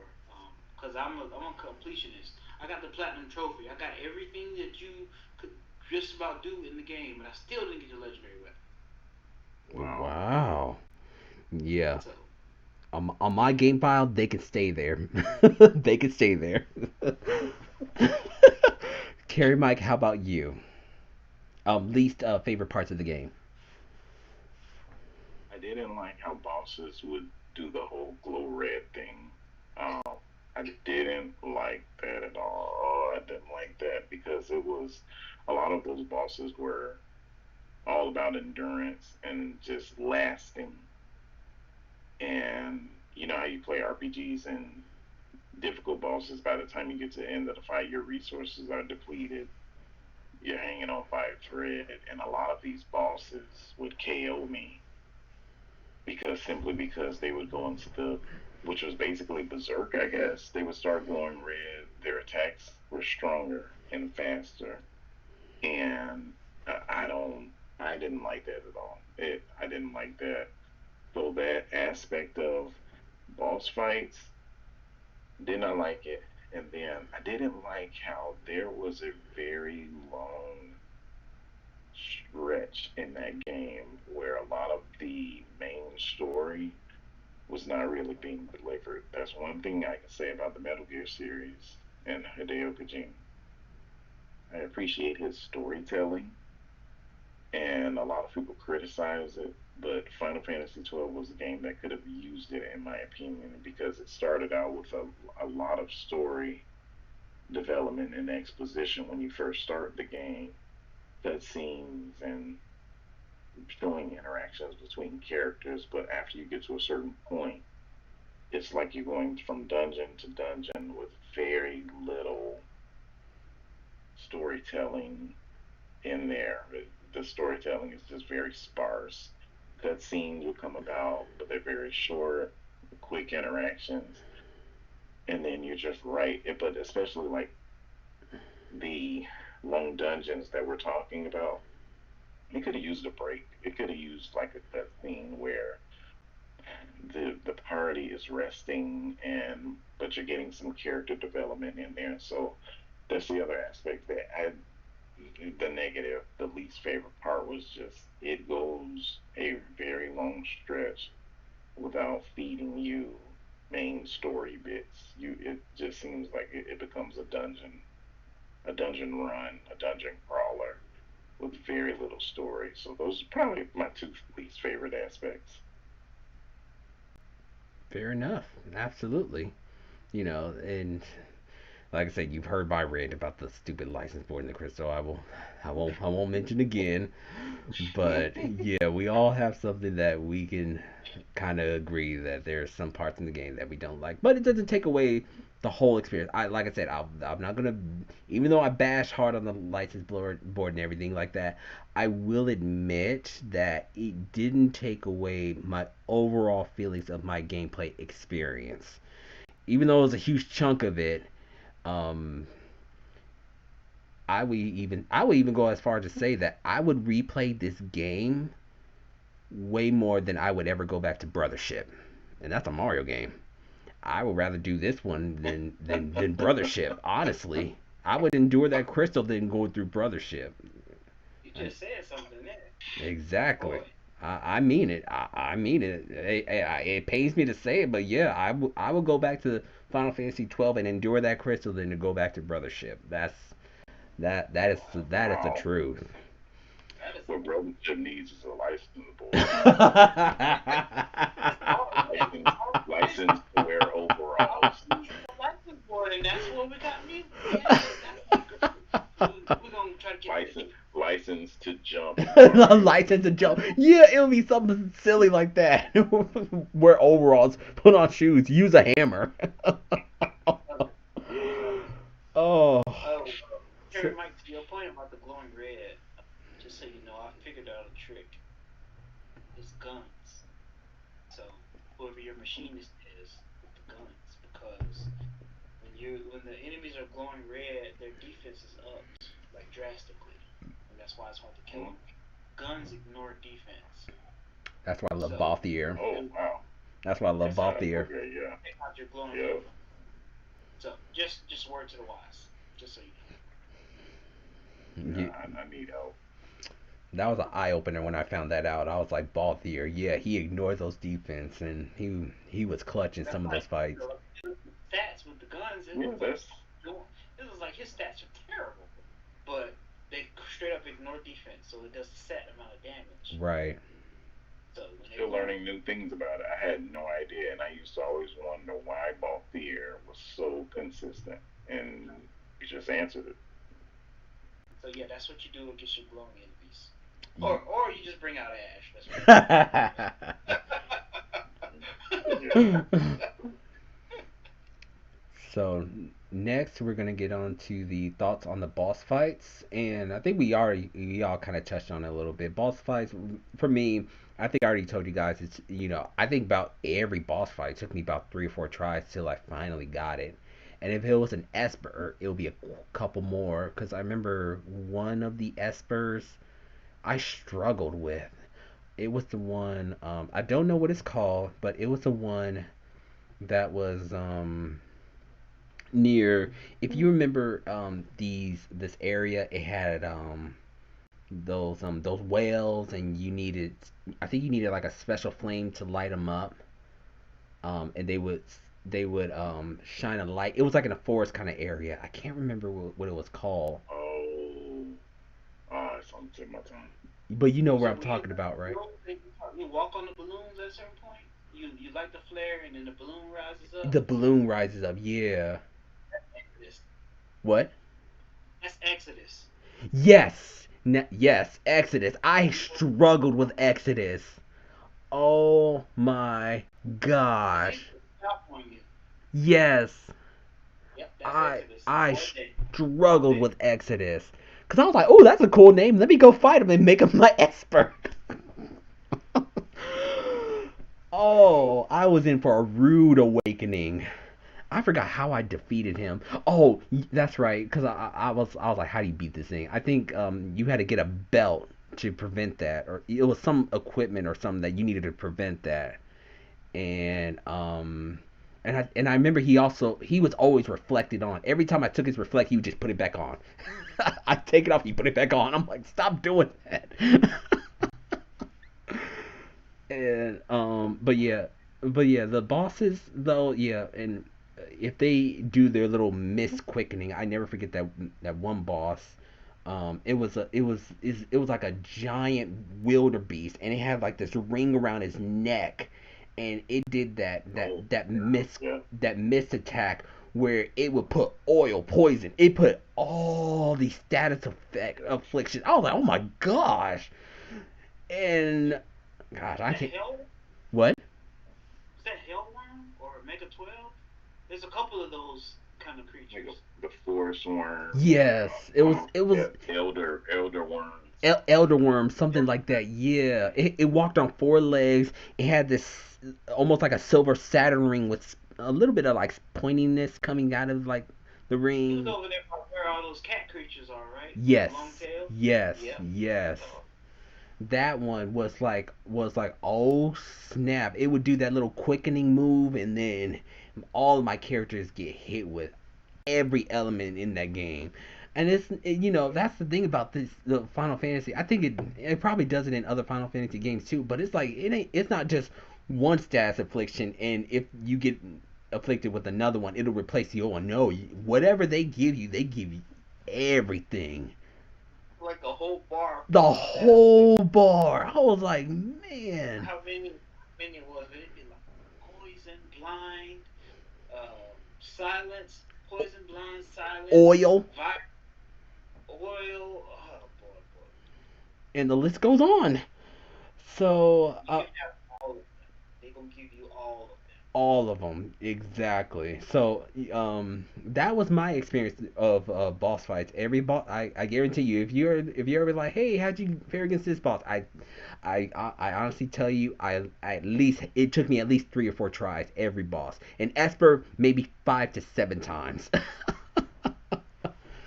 So that was my thoughts on the boss fights. What about you, Somber? I know you touched on a little bit how you said you accidentally stumbled upon bosses that you were way under level for, but what are your thoughts on some of these boss fights? So boss fights are my favorite parts of Final Fantasy games. Okay. That's my favorite part of the game, especially post game bosses. So, I mean, I love it because there's like it's like the test of your metal. You know what I mean? Mm-hmm. Uh, so I'm trying to think. My favorite one was actually Ultima, which he's actually at the Great Crystal, but He can stay down there. that was a that was one of the most brutal boss fights I have ever experienced in my life. Because, like I said, it would be like, oh, you can't use attacks. They'd be like, oh, you can't use magics. Oh, you can't use techniques. Oh, you can't use items. Oh, you can't, like, it would constantly be like that. And it's like, oh, you swap your HP and MP. And this is all the while you're fighting a nasty super boss. It's quite something. That was a battle upon battles. And Ultima has holy element, so you can't use Excalibur against her. because that would be healing her. You know what I mean? It's just several factors that you Yeah. have to work around in order to beat that boss. Um, yeah, that was brutal. That was almost as brutal as the bosses in Final Fantasy VII Rebirth. Almost. But before Rebirth, that was the most brutal boss experience I had ever had in my life. Fighting Ultima in Final Fantasy 12. Zodiac is strong, but Ultima is just tough. Uh, yeah. She can just Because stay down oh, there. I won't I forgot disturb to her. mention this entire battle. Not to mention that your HP and your MP are draining the entire time you're fighting as well. Oh, heck no. On top of all that I just mentioned, that your HP and MP are constantly being drained away. Oh, heck no.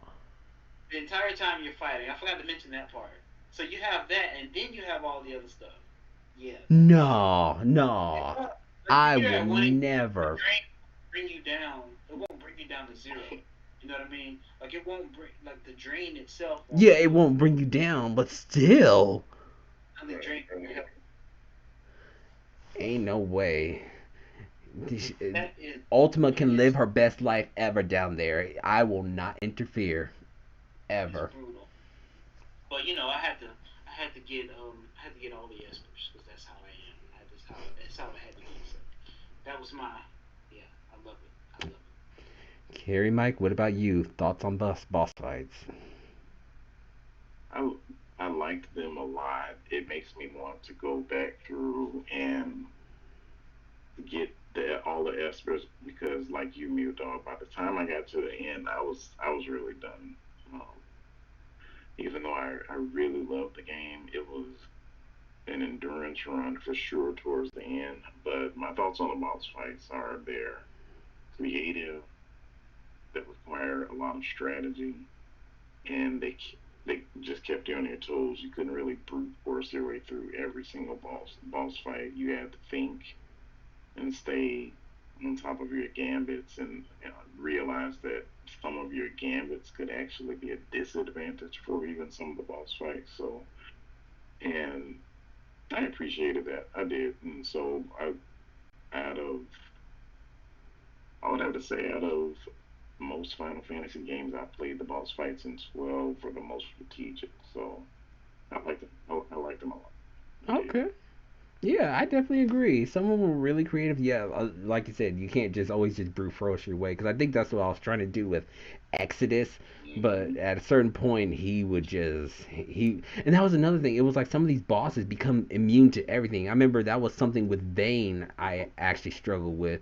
It was like we would be wailing on him, and then all of a sudden he was just immune to everything, and he'll be immune to it for like a while and but he could still do like piercing blizzaga on you and hurl meteors at you. I'm like, what on earth?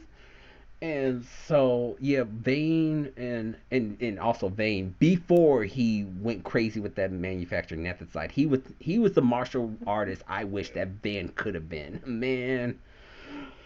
But yeah, I definitely agree with you that that they were creative or whatnot. So absolutely. So now we're almost there. Um, who is the best slash annoying character? And we kind of touched on party members a little bit. It could be a party member or it cannot be.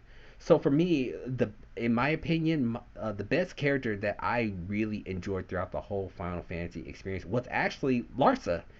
I like those kind of characters where they're in the belly of the beast, but they got your back and they're helping you out, providing you with intel, providing you with support.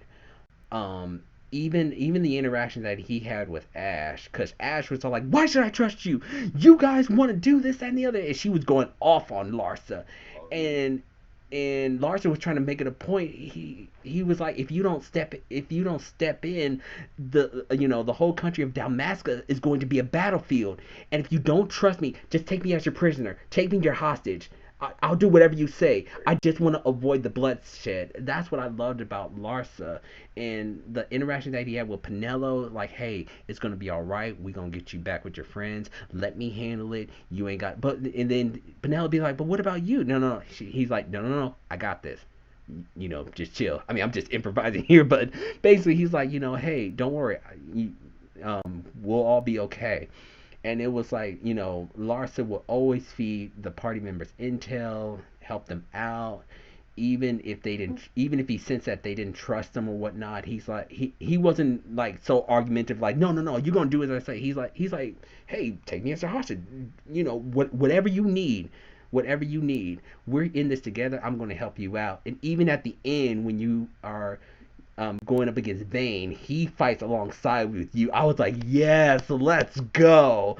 He even fought against his own flesh and blood because he knew that Vayne was crazy. He's like, oh, no, you're wrong, brother. No, you're wrong. And he took out that sword and he joined us in that fight.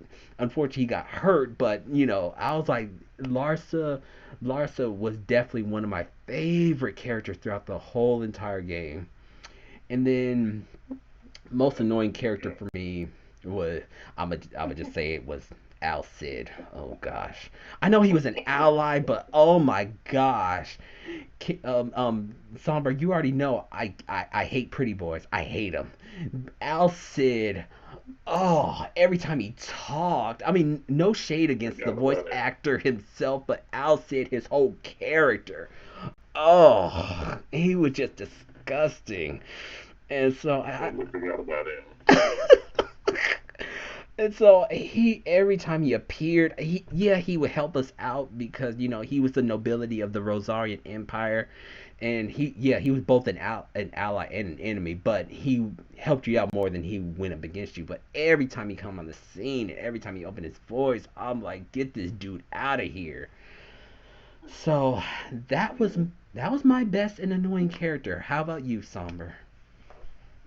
Alright, well, as far as best character, it should be no secret. My best character was Ash. Right, what a surprise. Just under her thumb from beginning to end. But, yeah, that's my best. That was my best story, my best ability characters. I mean, There was nothing that she could not do, from story to battling. That just, yeah, that was my best character, hands down. That was not anybody even close. Maybe Vaughn for a hair. Okay. But then once I got Ash, her great sword, there was no more worries about Vaughn. Which I think my best two parties were, of course they always say Ash, but it was always Ash, Vaughn, Penelo, or Ash, Bosch, Penelo. Okay.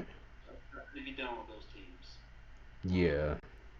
Once I put Ash as my party member, my leader, it was just game over for any boss that came up to me. There was nothing to be done. And this is all post game stuff. Right. Of course, it was trouble to get her to that point, but once she got to that point where she was a great sword wielding foe breaker mage, yeah. Her style reminds me of Melia in the beginning, like when you've seen it when I streamed the Xenoblade.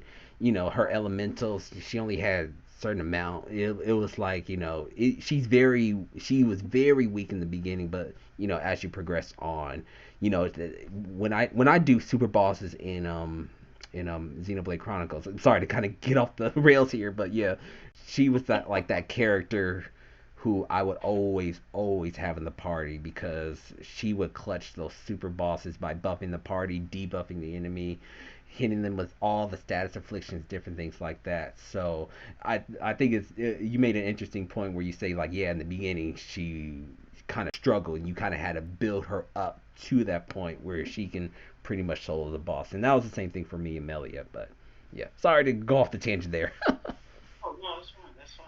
That was exactly. I was gonna say something similar to that because I could see that in your game play for Xenoblade, where it's like the interesting thing is if you look at other people that play the game, they will say this character's not that good. Mm-hmm. That works even better for me because I'm telling you right now, ain't nobody touching my Ash.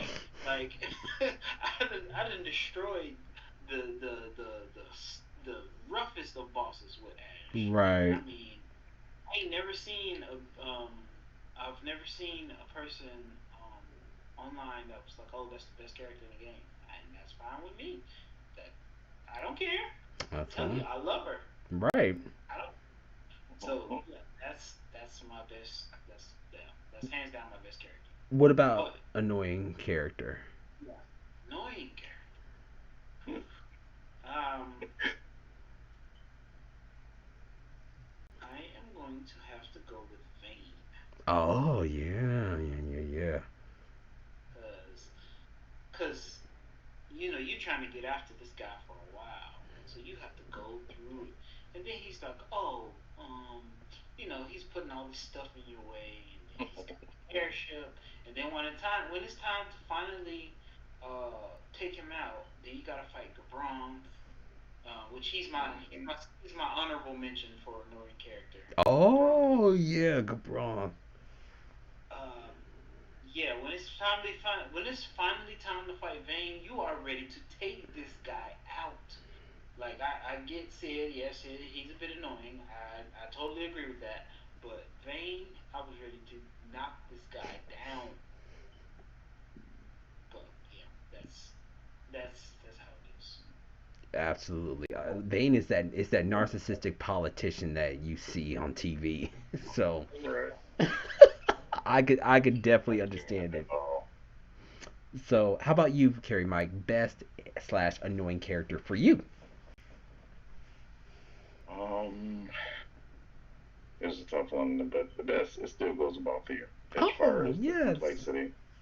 And then later in the game, it touched me maybe on a personal level because it was the whole like I don't know, it was like a dynamic between he and his dad Mhm. that stood out to me. But he supplied like the quippy one-liners and almost kind of had the most common sense aside from Boss Shore, just really savvy with almost every situation. And he was complex, where started out where you just thought he was a pirate, but then you come to find out that he really did think for himself. It wasn't just all about just treasure, finding things, stealing things, and so he's still the best. He was the best. Most annoying would be one the enemies like the bokoblins or the not bokoblins. The goblins. I The know. no not what are they called again? Somber Um,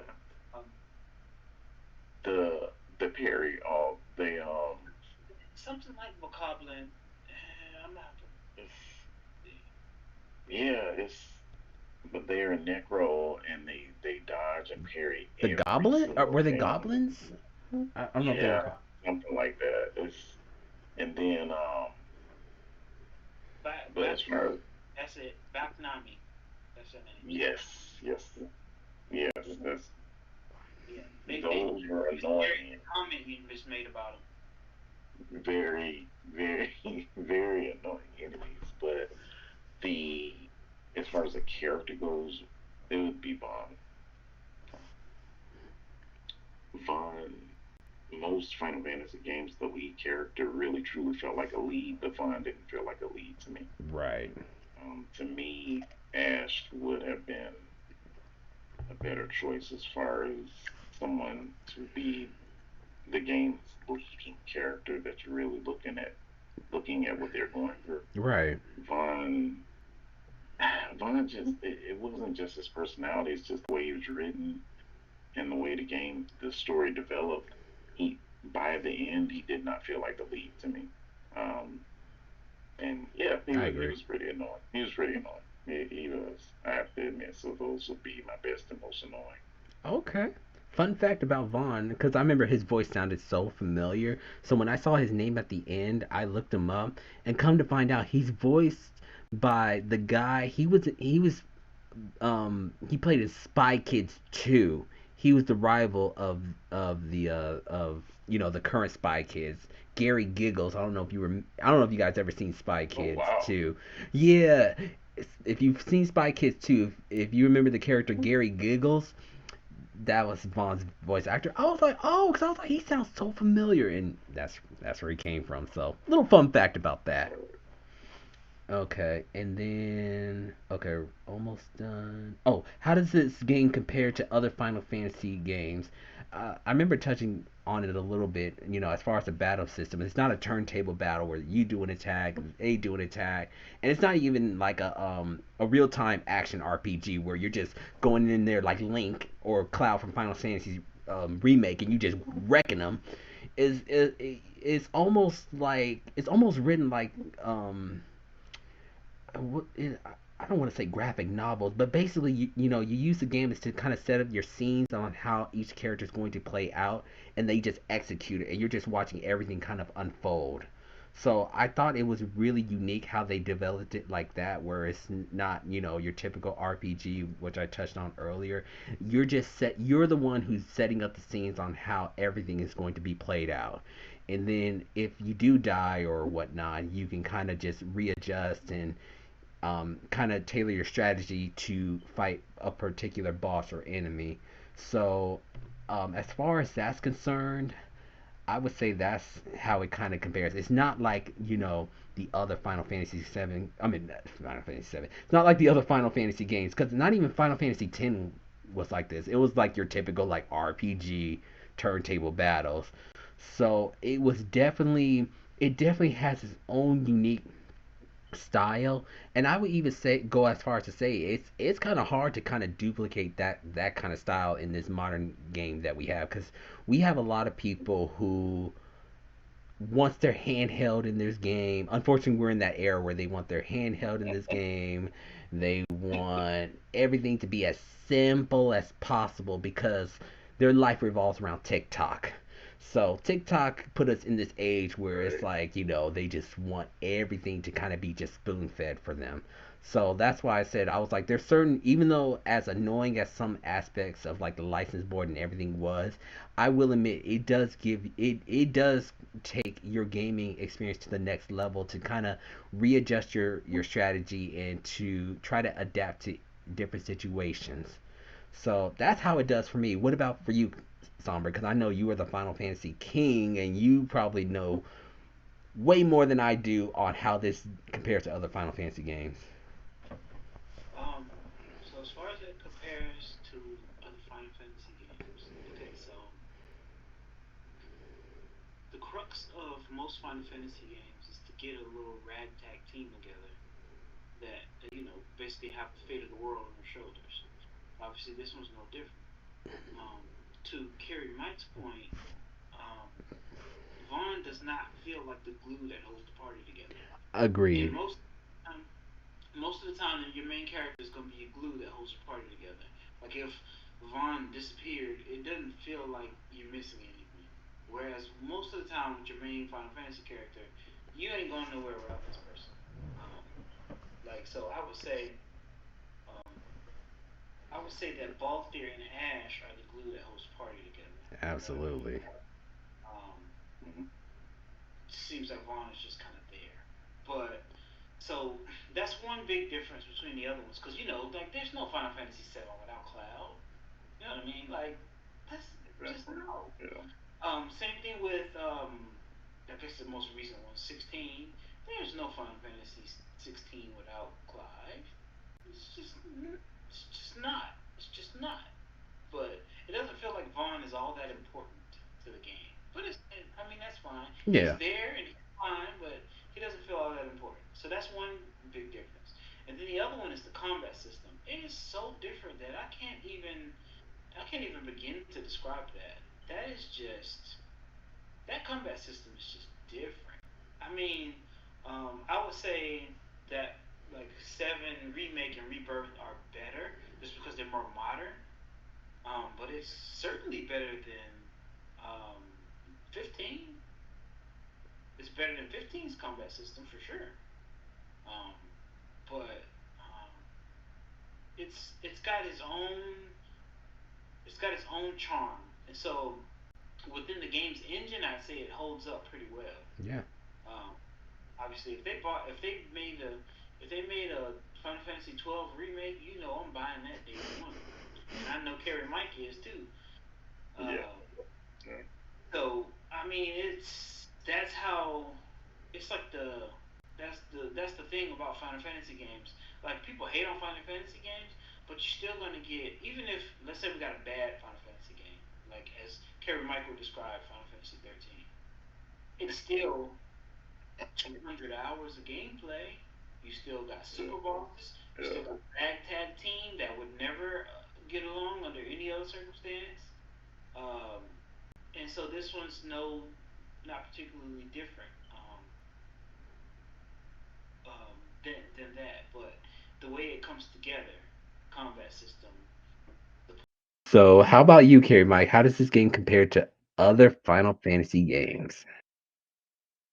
To me, it stands out as probably one of the best. It was released, fun fact for me, I was working at a college as a technical support representative. And in 2001, shortly after me and my wife got married, is when they released a screenshot of Final Fantasy 12. And we did not get that release until 2006 when the PlayStation 2 was on its way out.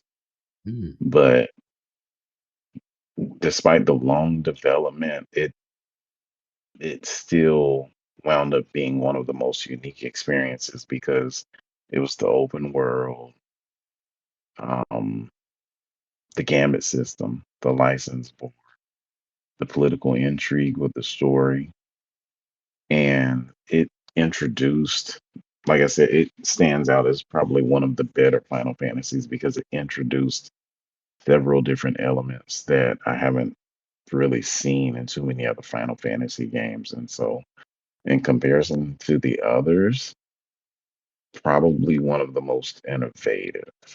That's what I'm gonna have to. That's how I'm gonna classify it. Compared to the others. Right. That's pretty good. Yeah, we can all agree that it is its own standalone unique gaming concept when it comes to Final Fantasy. Like I said, it's a very hard game to kind of duplicate that same basic concept that this game kind of brings out with all its different mechanics for sure. So now review the game, and we broke it down in kind of a multiple choice here. So we have A, love it. B, like it but don't love it. C, it's okay. D, don't like it but don't hate it. Or E, we just absolutely hate this game. So for me, I'm actually I'm in the C part. For me, it was okay. It I probably would have been at B, but I'm sorry. The license board and that and Guravegan and that crystal bumped it down a notch. I'm sorry. I was almost there at B. I was almost there, but I got to be with C. It was just fine. Like I said, not in a bad way, but at the same time, I'm not like, oh yeah, this is like my favorite Final Fantasy game. It was okay. So that's where I stand on that. How about you, Carrie Mike?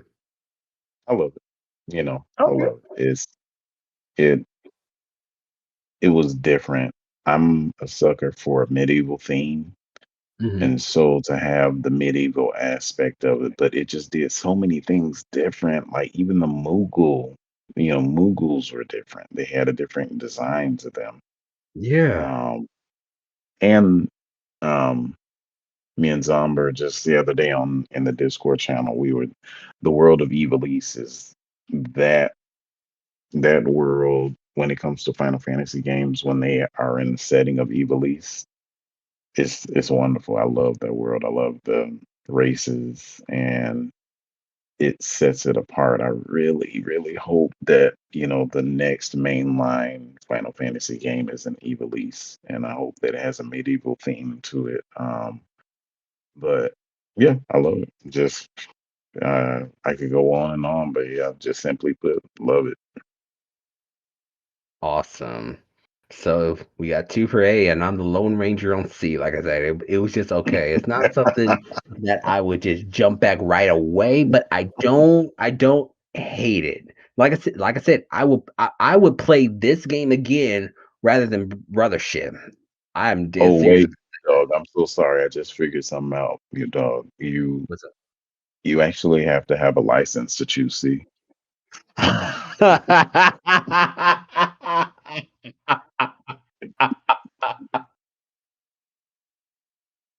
Yeah, you. I'm Oh sorry. my Sorry, Mew. god. You haven't unlocked that choice yet, Mew. I never do. I never do. Oh god. Just to wear a bangle you need a license for. Ugh. That is just that is crazy. So last part we're gonna cover is where does this game rank in our top 10 favorite game of all time? And I'm here to Goodness tell you that it's not man. even in my I'm gonna be the one to tell you it's not even in my top 20 favorite games of all time. What? Oh man. Sorry, it's not. But better than Brothership. Remember that. Better than Brothership. Let it be on the record that Mute Dog likes this game more than Yes, Brothership. brothership. That was huge. So yeah. What about you, KerryMike? And this was top game like of all games. My Just top across the board. it is in my top 10. It is. It would sit at around 6. It Okay. would sit around 6 for me. It is in my top 10. It would sit around 6. And amongst the Final Fantasies, like just like Zomber brought out, Remake and Rebirth are now at the very top. So it would sit at 3. But across the board, it's at 6. It is. It's at 6. Recently, Tears of the Kingdom, recent years, we've had like Breath of the Wild, Tears of the Kingdom, Elden Ring. I feel like there's something else. They've kind of pushed it. They've kind of pushed 12 further in the list, but 12 is in there. 12 is at 6. Nice. Absolutely. That's great. So yeah, it looks like we finally reached our conclusion. I know it was a long time coming, but Somber and KerryMike, I want to thank you guys so much for taking the time out of your busy schedules to do this with me. And what do you guys think? This is great. I enjoyed it a whole lot. Let's do it again very soon. I enjoyed it. And there'll be future spoiler casts in the future. Spoiler Quest 2. But yeah, so yeah, that's gonna end it for today. So like I said, KerryMike and Somber, thank you guys so much. And for those of you, if you have made it this far all the way to this podcast, if you have any thoughts that you would like to share with your experience of Final Fantasy 12, we would love to hear it in the comment section below. We also have a wonderful family-friendly non-toxic Discord server that I will put in the description below. So on that note, KerryMike, Somber, thank you guys once again. All three of us are actually going to go ahead and clock out on this session, and we'll see you guys on the next Work for Game podcast. Bye, everybody.